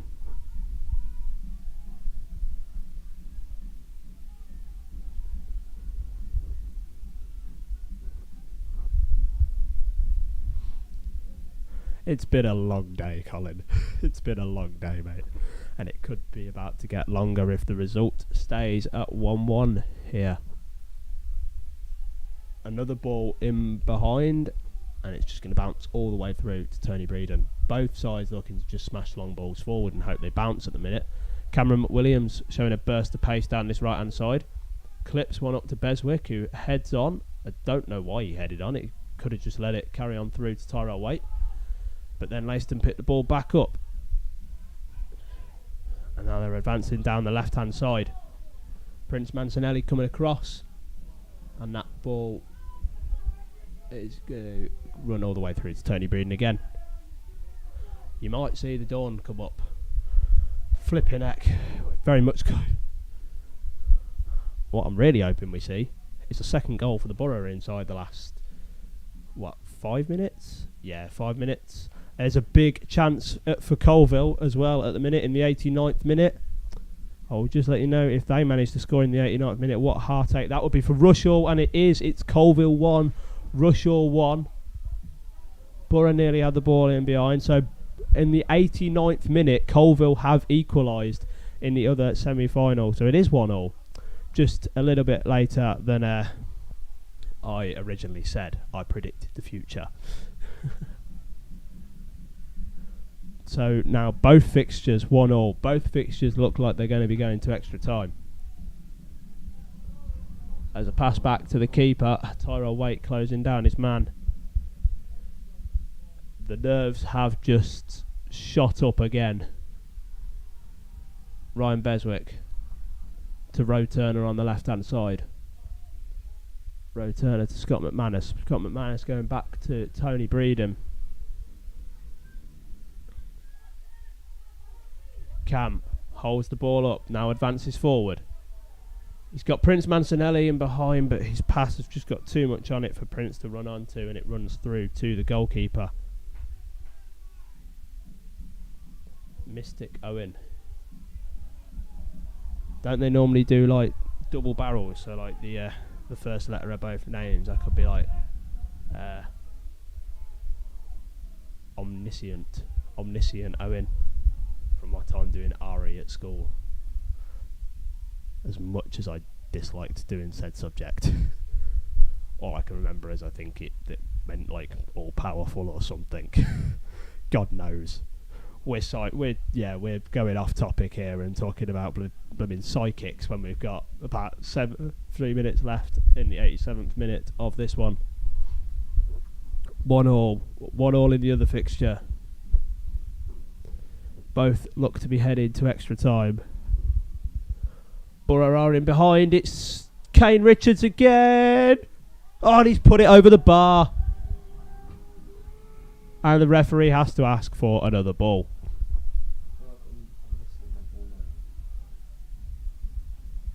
God knows, Connor.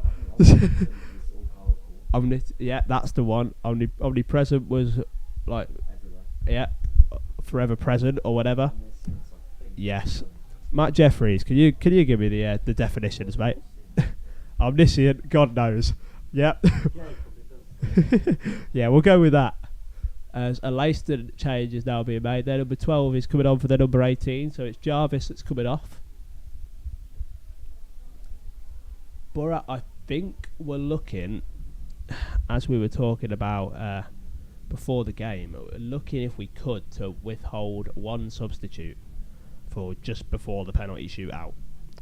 And that change was going to be that Tony Breeden was going to be brought off and Liam Castle was going to be brought on, because training on Monday night when we practiced penalties Liam Castle had a higher success rate in saving penalties than Tony Breeden. Liam Castle might always also have a higher success rate in scoring penalties for the Borough, as both him and Tony have scored none. But obviously Castle is yet to take one, as Beswick passes the ball back to Scott McManus. As Borough put the ball in behind, it's Dinanga, and he's offside. It's 90 plus in the Colville-Rushall game. It's the 89th minute here in Suffolk. Both games one apiece.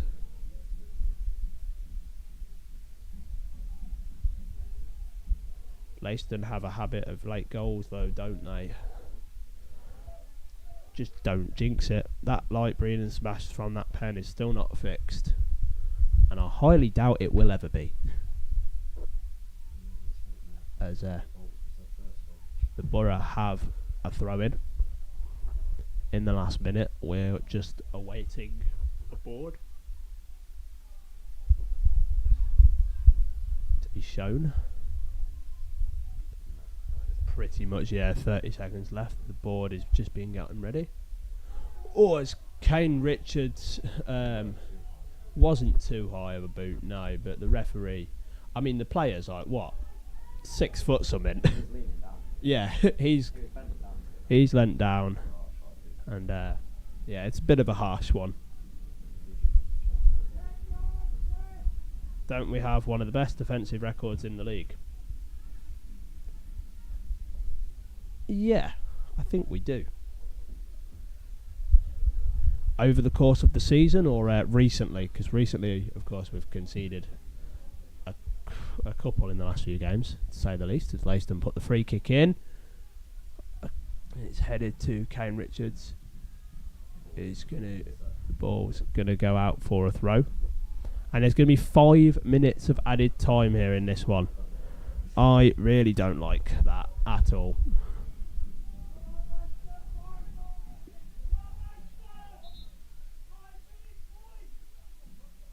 The referee shuffling him back. Yikes, 5, yep. Thank you, Connor. Third best goal conceded record in the league. As Kane Richards has got the ball, he's brought... I don't quite know. I don't think the referee knows either. He's calling for attention as Kane Richards was running through. Kane got brought down, and then I think as he's brought down, he's made contact with the player. The referee hasn't actually signalled. Yeah, he's going to book Kane. He hadn't even signalled in either direction for a free kick. But Kane Richards is going to go into the referee's book. The player is okay. I am going to guess it's going to be a Leiston free kick, and a couple of the Borough players are discussing.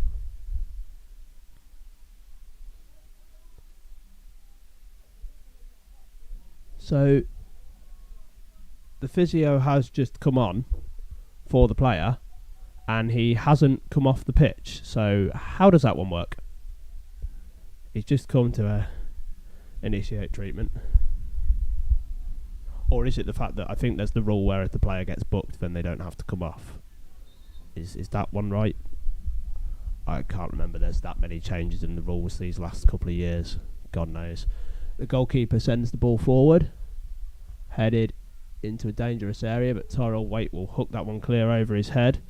Prince Mancinelli was chasing it, and the offside flag is put up as the ball comes back.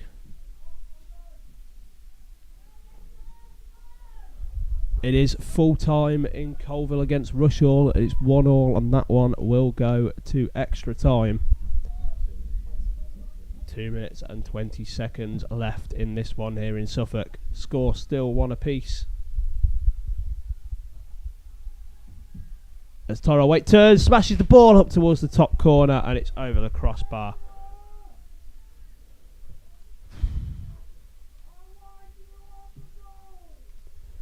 Well, the call from the fan there for how wide do you want the goal, the ball actually went up and over the crossbar, so it would be how tall do you want the goal, but I'm not one to call people out on their mistakes.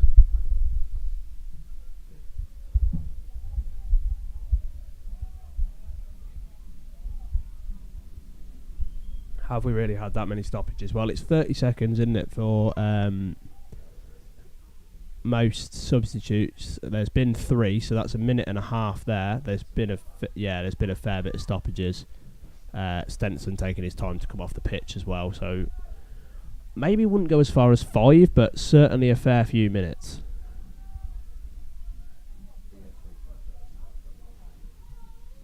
And Leiston passing the ball around nicely now. It would be... I'm not even going to say it. Leiston passing the ball around. Borough standing him up. Connor, how long are we looking at, mate? As Leiston are in behind, ball comes across, and it's headed away by Scott McManus. Hooked clear by Cameron Williams. Dinanga goes inside Tyrell Waite. 40 seconds left here. And it's a free kick to Leiston. Oh my gosh. Did a great job the last time he was on comms, Owen. Top job. I really hope I've done half decently tonight as well. But yeah, about 30 seconds left in this one.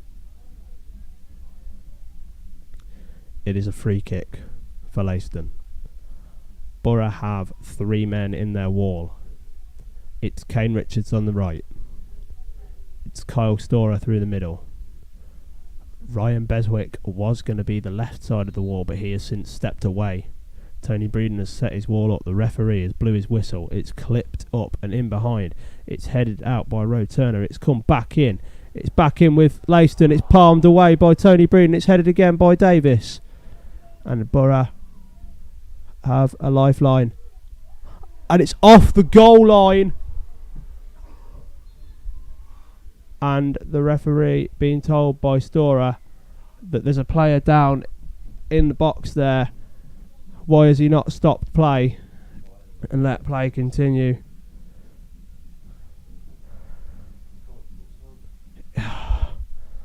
Oh my gosh.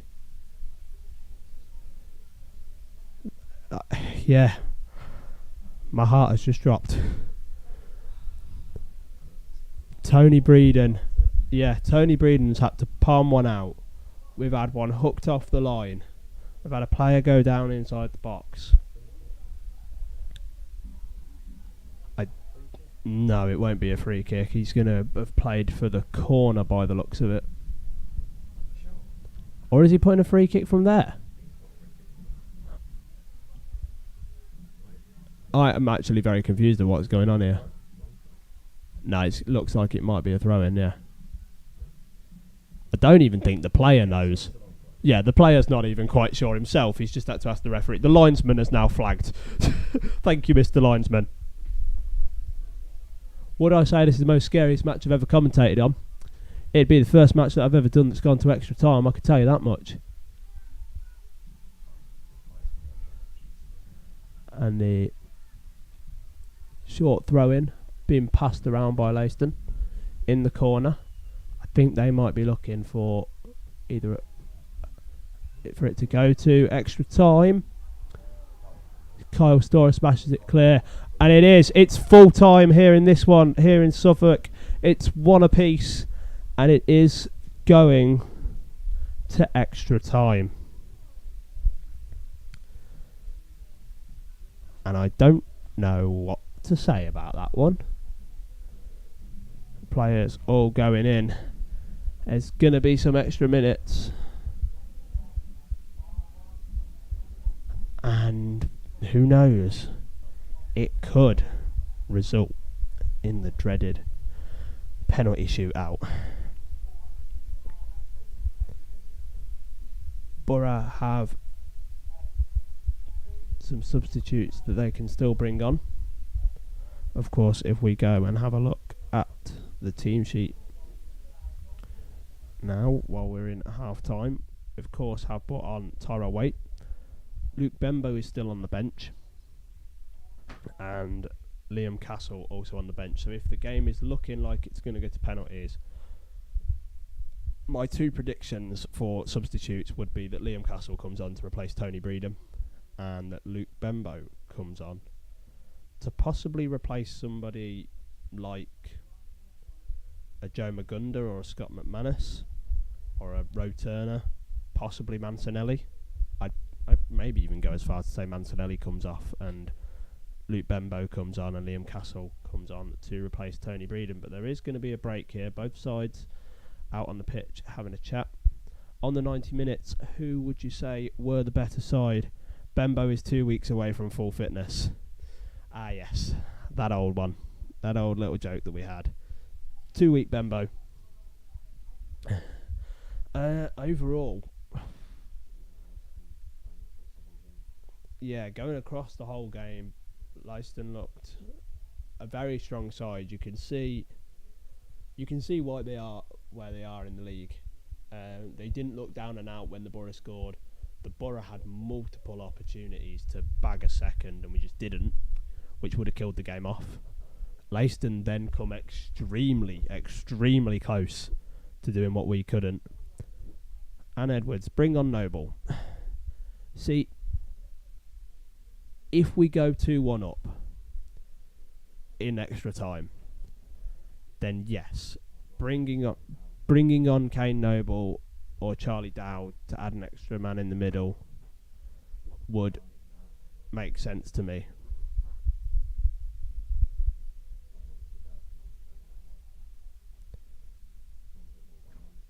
Don't understand swapping your keeper for pens.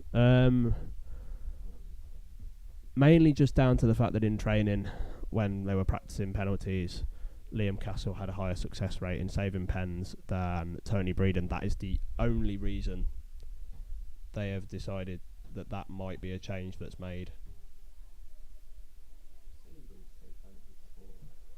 Yeah, Breedham has taken a few penalties.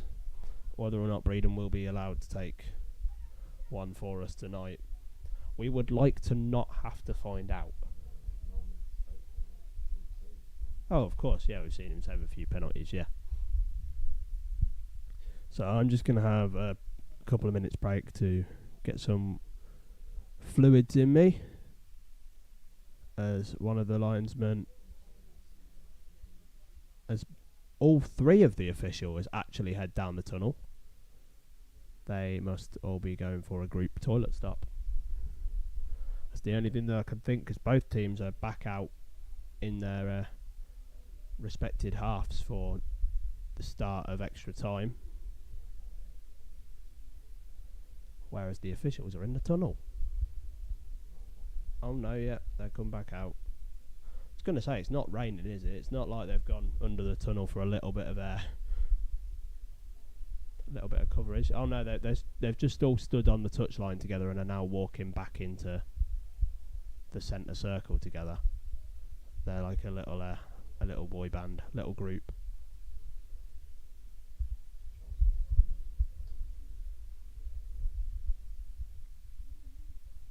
As they all must be syncing their watches. They're all looking at their watches all at the same time, pressing buttons. So God knows what is actually going on with these three at the minute.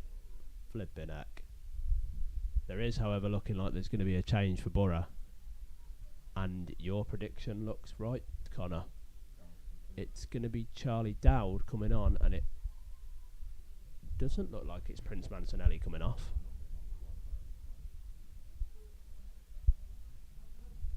Tyra Waite's still on. Denanga's still on. Kane Richards is still on.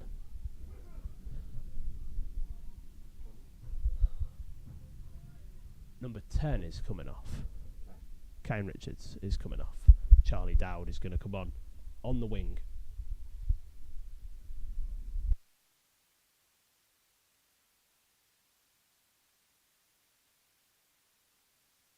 Right, let's see if we can get this timer started properly again for the second half. Well, not the second half, after the second half mishap.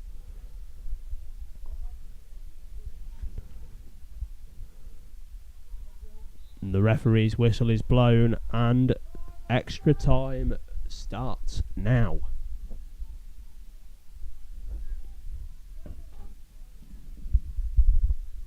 With Beswick holding the ball up, Prince Mancinelli back to Storer. Storer plays it long.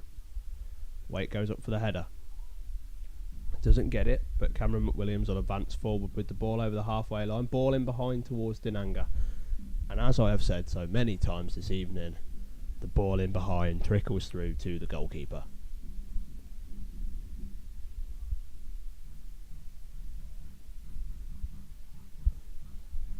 Love Dowd should be starting. He's got some energy in him.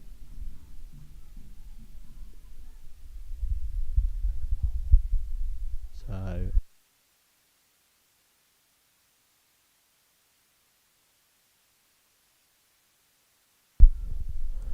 Leiston now with the ball on the right hand side, looking to take on two Borough players, but those two Borough players, Denanga and Beswick, forcing the ball to be played back to the keeper. Thank you for doing the radio. No problems.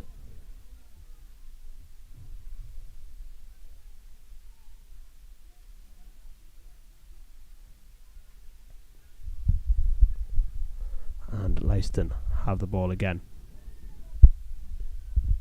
Coming forward, it's definitely a slower pace from Leiston early in this first half of extra time. Two balls now on the pitch.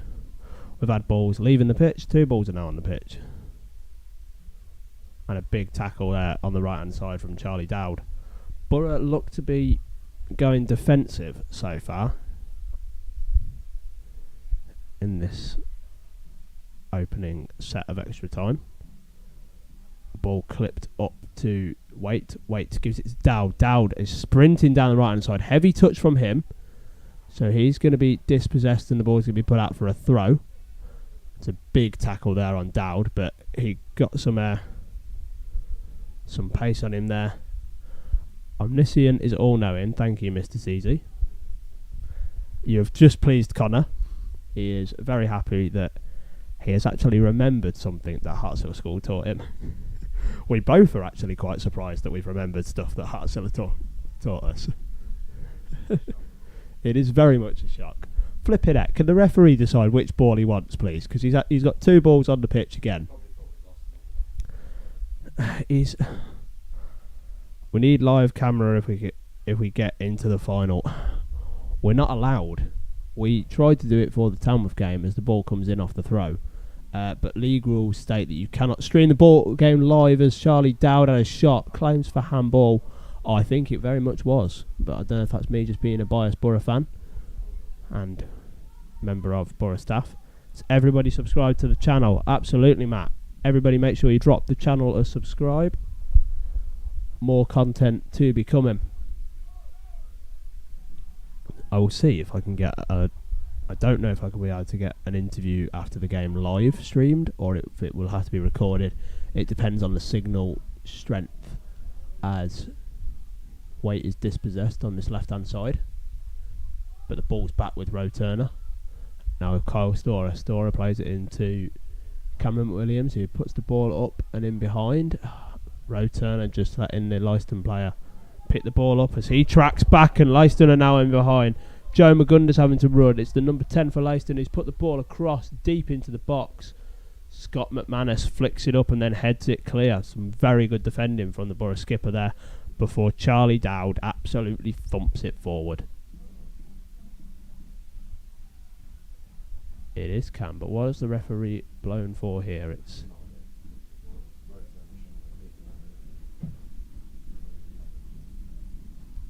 yes, it's Cam that's cleared the ball, but it's Charlie Dowd that is down. That doesn't look too good after he's just come on. League rules are silly sometimes. Yeah, so when it was COVID and we played against Kettering away, you were able to buy a ticket to watch the live stream of that game because it was behind closed doors in COVID. I went to that game and it was people were saying that I think we were doing the radio for that one. People were tuning into the radio live stream because the stream that Kettering were putting on wasn't great. But yeah, league rules don't allow us to stream the game, which is why we had to do what we did with highlights after the game. Hit full time on that Thursday when we played Tamworth, as it's another throw in for Leiston.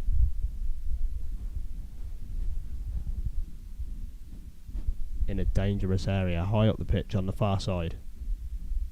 Borough win possession back, but then lose it, but then win it back, but then lose it again, and then win it back again. Playing the ball up towards Charlie Dowd. The pass is too quick for him to get control of, though. At the minute, we've got Charlie Dowd, Prince Mancinelli, and Ricardo Denanga up front. And Tyrell Waite is kind of just in behind. Speaking of Denanga, he goes through two players before being brought down by the Leiston number 12.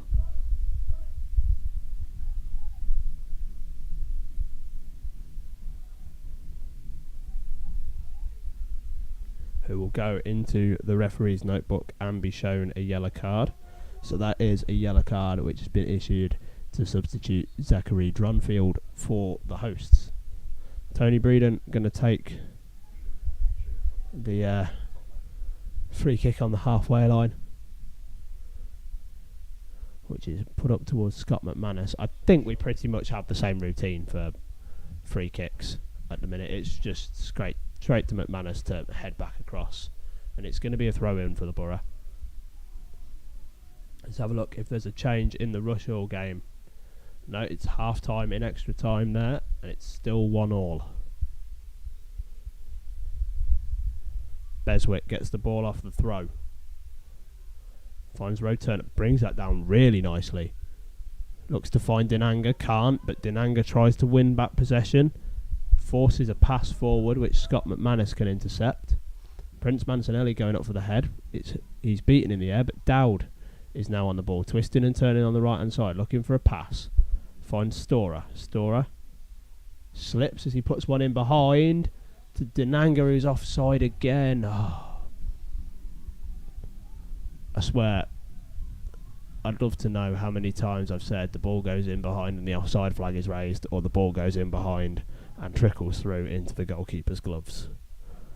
But we have come so close so many times with those opportunities. We've just not been able to find the back of the net. Borough throw on the far side, taken short to Storer. Storer looking all around as the ball comes towards him, so he's aware of where players are. You can just tell. An off the ball foul on Denanga, but a ball in behind, and Tyrell Waite does keep this one in on the edge of the 18-yard box. Clips one in up towards Dowd. Storer looked to be looking like he was going to fire a rocket then, but Scott McManus picks the ball up. McManus into Denanga. Denanga dispossessed.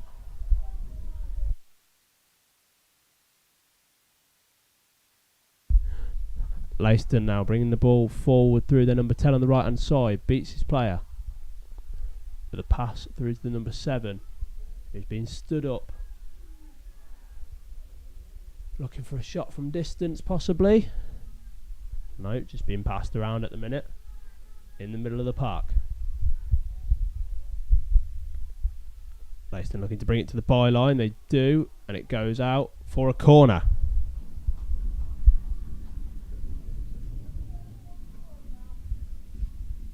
If they stay onside, then we might have a chance. That is a very good point.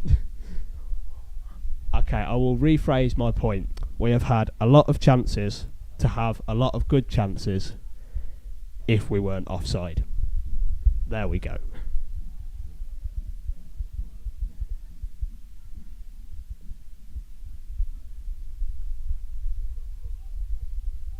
Corner then for the hosts.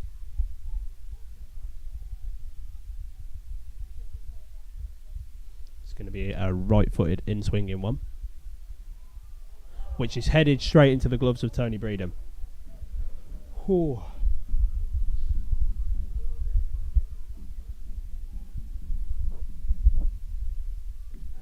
Long ball forward for Dowd to chase.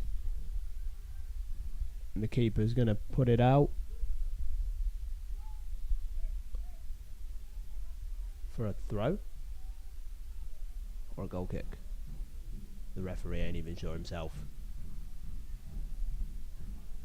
I think the linesman is the one that has given the goal kick there. The referee just blew his whistle and didn't signal for anything. Always helpful. Do love it when the linesmen are doing two jobs. They're doing the referee's job for them as well.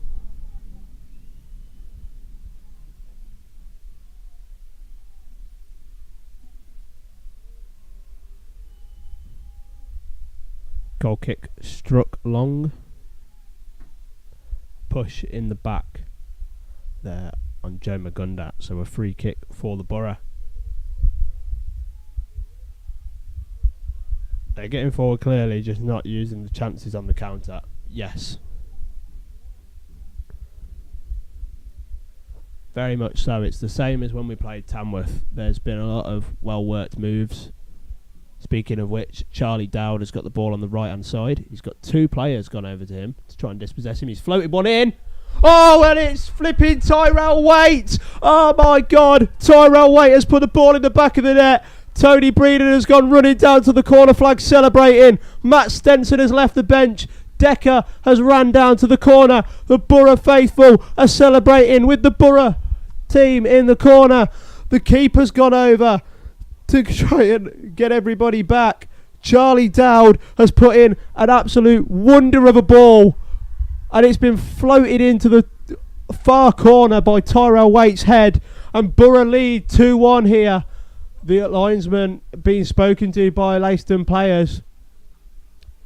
Not happy with that decision, but it is 2-1 to go into half time here at extra time in a few moments. But the Borough have another. It's into the second lot of 15 at Colville, and it's still 1-1 there, but the Borough have the lead here in this one. And in all that excitement, I need to very quickly change the scoreline, but the Borough take the lead again.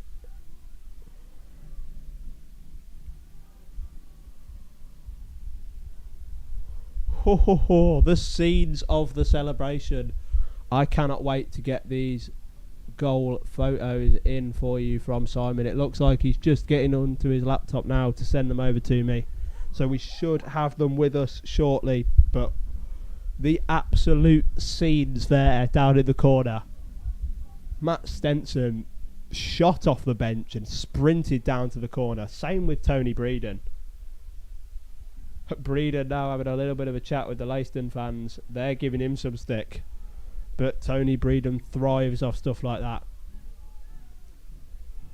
2 minutes to go in this one then. We're awaiting for things to calm down And the referee resumes play with the Borough in the lead once again. And here we go, Borough coming again, looking like they could kill this one off. Charlie Dowd, twisting and turning past his man, gets past one, looks to put another cross in. 2 players on him again. He's dispossessed this time though. Ho ho. Get the graphic changed, I got it. In the excitement. I want the final at the Borough. I think everybody wants the final at the Borough.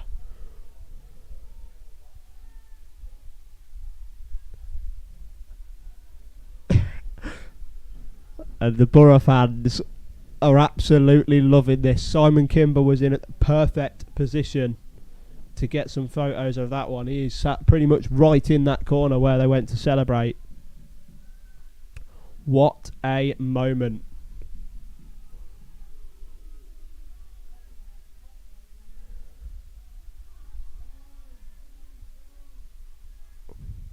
Crazy.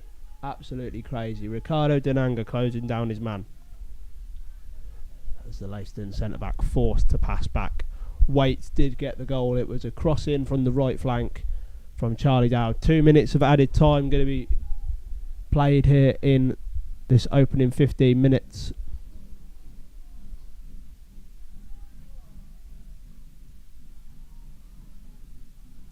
Of extra time, and it's going to be another throw in for the Borough.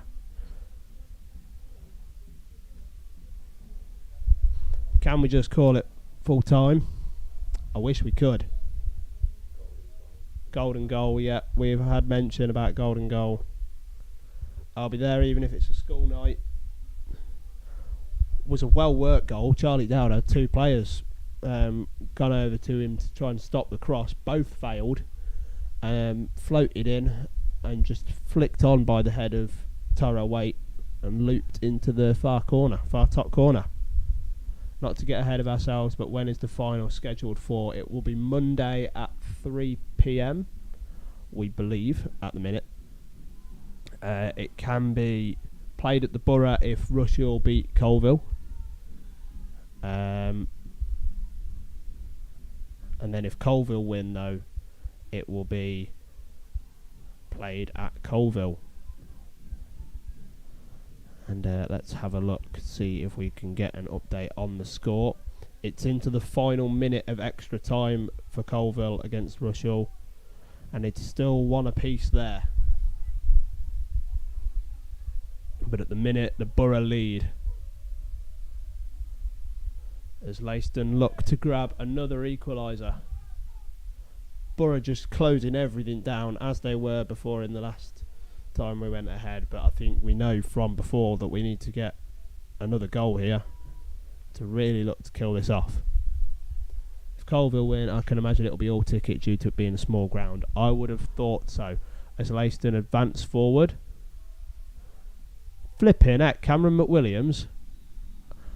It's half time here in extra time, but Cameron McWilliams has just picked the ball up on the right, ran inside of his own box pretty much towards Tony Breeden before turning and smashing the ball out for a throw. And then the referee blows up, and it's going to be another lot of 15 minutes to come. And at the minute, the Borough lead.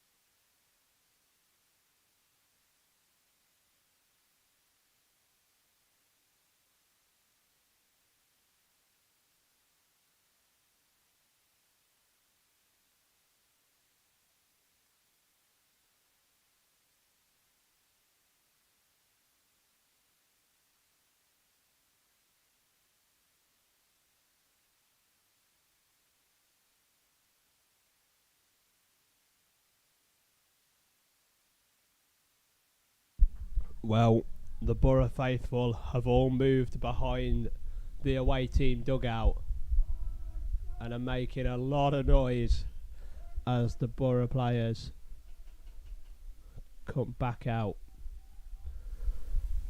for the second 15 minutes and hopefully the last 15 minutes in this one. 3 minutes to go in Colville against Rushall. Tom McGlinchey was the man that got the equaliser for Colville on the 89th minute after Landell opened the scoring. The referee deems that a false start, and we will get underway now for the second 15 minutes. And now there's some more urgency from Leiston, which you can understand. We don't want pens. We do not. I would like my bed at a decent time tonight, as Dinanga looks to get in behind. Long ball forward from the goalkeeper, Scott McManus. Oh my God, Macca. Scott McManus turned and looked and just saw a player sprinting towards him and then played a pass to Tony Breeden, which could have gone horribly wrong. 1 a.m. in the morning after you travel back? It depends. It depends what our plan is, because we've come with the teams and whatnot. We could be here for a while. It depends. It could be a while before we leave. And then we've got to travel back to the Borough ground before we make our way back home as well. So it could be a long one. It's going to be at least 1 a.m. if not. Yes, there was also a fair amount of roadworks, but given the time, you'd expect there to be a lot less traffic, but there was still restrictions, like 30 mile an hour zones when it should be like 50 and whatever, so that could always change it. Could be next week you're back, Owen. It very much could be. I mean, there was talks of whether or not we try and book a hotel room tonight and then come back in the morning, but no, I like my own bed. And the referee has given that in the way of the Borough, that throw in, much to the displeasure of the Leiston fans and players. I think that's the fastest I've ever seen Simon run from one side of the pitch to the other in that little break. Sleep on the beach.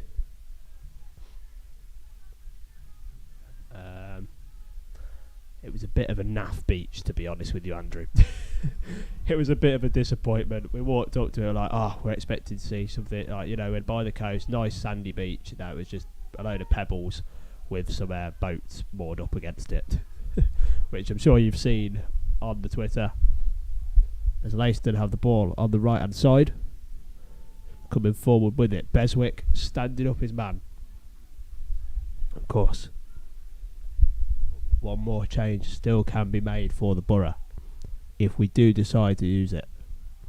As the ball is played forward, Waite just needs to touch on that to go around his man. He just can't get to it before his player advances forward with it before being dispossessed. Waite does then pick up the ball. Waite looks to go past his man, and the number 5 there is going to go into the referee's notebook as he's blocked the run of Tyrell Waite. He's just checking he's alright. The usual culprit to our right hand side is explaining that he just ran into the player. I mean, he is a big 6 foot something guy, and Waite chipped the ball around him and tried to go around him, and I think he probably brought that a bit, but Borough free kick. Cameron Williams just going to reposition the ball an inch to the left, just waste a couple of extra seconds before clipping the ball up towards Waite. He's beaten in the air though. Dinanga very nearly gets a toe on that. Beswick chasing that one across to the left hand side. Dowd also there with him. Beswick has dropped off. Prince Mancinelli now closing his man.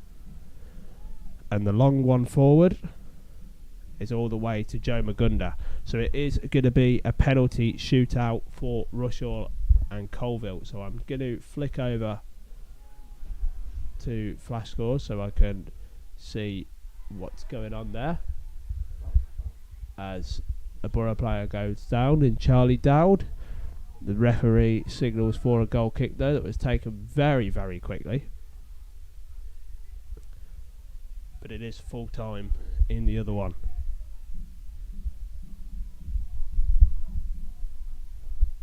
Leiston got the ball again, bringing it over the halfway line. Beats Dowd, crunching tackle there from Beswick. He's going to go into the referee's notebook now. And again, a good friend to our right. Somebody has said it was never a foul, he dived. I do not believe that was the case. Beswick fully tangling his legs round his man. And another fan telling him that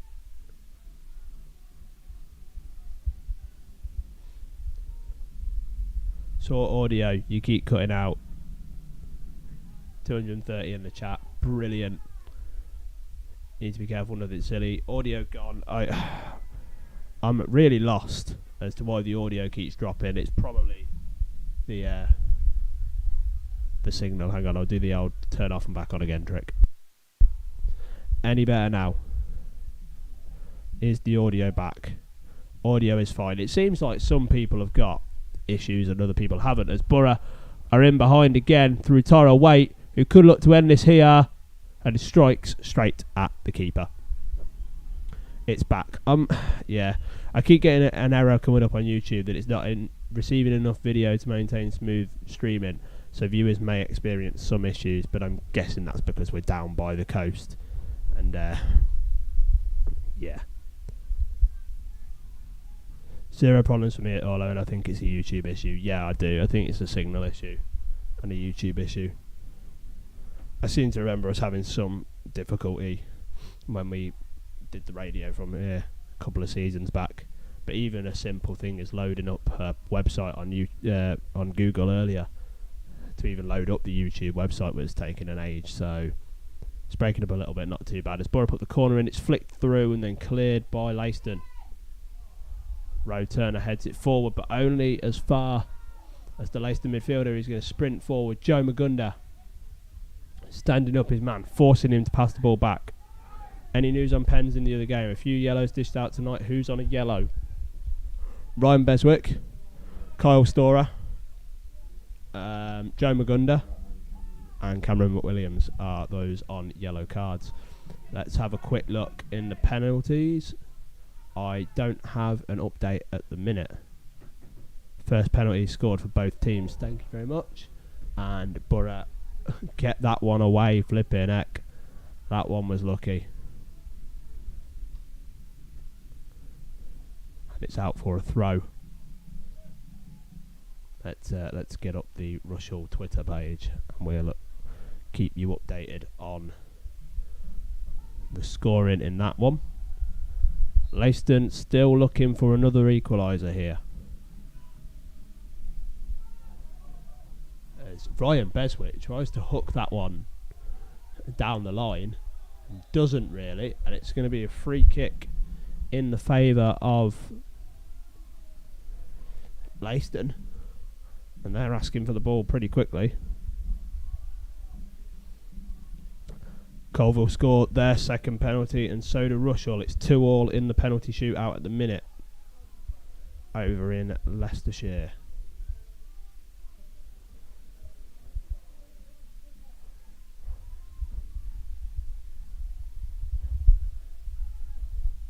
It's going to be a free kick then for Leiston.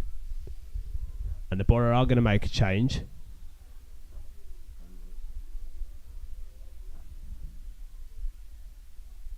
And that's a strange one. Charlie Dowd is being brought off. And Luke Bembo is being brought on to replace him. So Dowd, who only come on in extra time, has been brought off. I can only think that he's got a little bit of a knock after that earlier foul down there. But I don't know, as the free kick comes in and it's headed out, and Dinanga will put that one out for another throw. Colville have missed. Yes, that is another good shout. Just be an injury, yep. Bembo can hold the ball up, yep. Come to the Borough in the final. Colville have missed a penalty.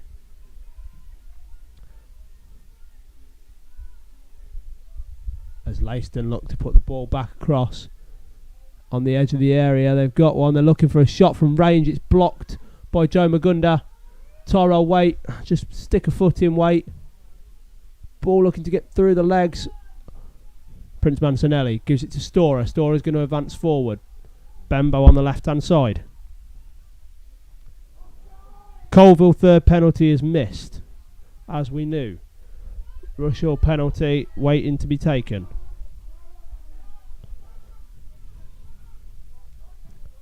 Just looking for another update.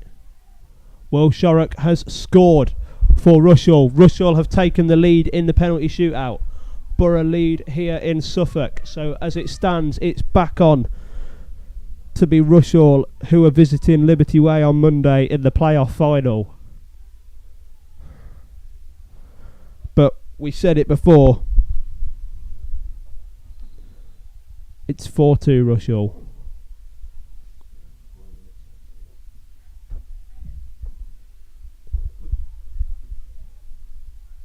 As Dinanga holds the ball up, turns. Dinanga sprinting down the right. How the heck has he managed to get past two players there before the third finally dispossesses him?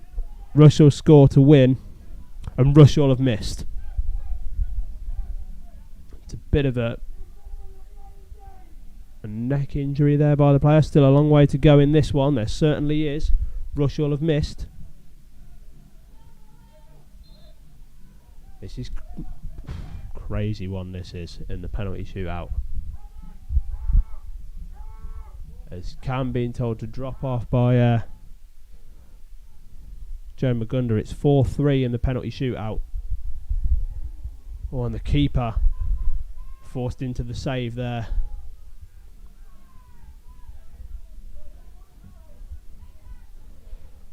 It's going to plan at the minute. We wanted Rushall at Liberty Way in the playoff final. We wanted it to be this result.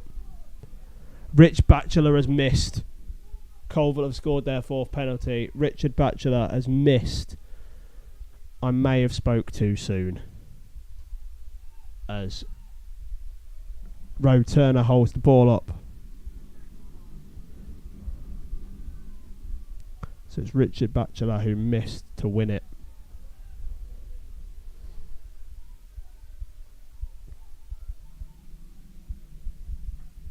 So it could go to 4-4 now. If Colville miss. Tony Breeden taking his steps back to take his goal kick. A lot of different things going on here at the minute that I'm trying to keep up with. Rushall have won their penalty shootout. So as it stands, it will be the Borough who host Rushall in the playoff final. But there's 2 minutes to go. We stand 2 minutes away from this. It's going to be a very quick full-time whistle goes. We end the live stream because it's going to go crazy. We're going to have to go and get the content for the socials. So as soon as that full-time whistle blows, me and Connor are running. We are very much running. We are ditching everything that we have got in this room, and we're making a run for it as Prince Mancinelli runs down the left-hand side for the Borough. Plays it into Dinanga. He can finish the game here. Dinanga is either clipped or he's gone up with cramp. No, he's up. I think he just got clipped by his heel. The referee deemed no penalty, but Rushall are through. They have beaten Colville. Leiston are in behind here. Joe Magunda's got to go across. Does really well to nick it off his man. Throw in for Leiston. Last minute here in extra time. This is huge. The live stream has been a massive hit. 60 seconds plus any added time. The keeper comes out, clears the ball forward for Leiston. Clips one in, it's in behind, it's with the number 10 on the edge of the 18-yard box. He's on the left-hand side looking to put a cross in. Two Borough players go over to him. Cameron McWilliams looks to get a toe on it. It's flicked across the box. Leiston still had the ball on the edge of the area. Cross comes in and it's out and behind. Oh my God. My hand is ready on the end stream setting because I'm going to have to run. We've got 2 minutes added time. We are 10 seconds into this. This is going to go absolutely mental. While we've got the 2 minutes to go, I just want to thank everybody for tuning into the live stream. If you could all drop the YouTube channel or subscribe if you haven't done so already. We're going to be looking to bring these live streams to you full time as of next season. Conversations have been had between me and Dan, and we're going to be looking to bring these into fruition as of next season. So 15 seconds to go, then we're into the final minute here. Tony Breeden taking his time. I probably won't live stream the final. I don't know. It depends. We want to get as many people through the door for the final, really. So here we go. Ooh, I hope you can all understand that I am going to literally be ditching you for the content. You're going to see some absolute scenes, hopefully, on the socials tonight. My phone is unplugged and ready. We're about 30 seconds to go here. As Leiston play a long ball forward again, looking and hoping. Cameron McWilliams with the header. Heads it away, only as far as the Leiston number 3, who now has the captain's armband on. Leiston looking to get in behind again. A little bit of a passing play. The number 10 clips the ball up. It's a header for Leiston. He's missed it. Tony Breeden makes a save on the line. Puts it out. It's cleared. Again, Borough. Dinanga. Give it Storer. Storer's in behind. Kyle Storer. He's going to take it to the corner. He's not going to look for the goal. He's just going to look to hold possession of the ball. The keeper was miles off his line. He could have put a third in the back of the net, but I think that's the professionalism of Kyle Storer. And it's Dinanga who's in behind, who's offside, who puts the ball in the back of the net anyway. Borough fans start cheering. It is going to be full time in a minute. Literally going to be this last kick. I am up and ready to end the stream and make a run. The ball's come forward. Joe Magunda gets his head to it. Dinanga does the same. The referee needs to check his watch here. Borough fans with the whistles going to full time. The number 10 for Leiston puts the ball in. He's been headed away. Referee checks his watch. Still not. Giving it here. Tyrell Waite. He's telling Bembo to go forward up with him. He gives it to Bembo. Bembo's 1v1 with the keeper to end the game here. Luke Bembo puts it wide.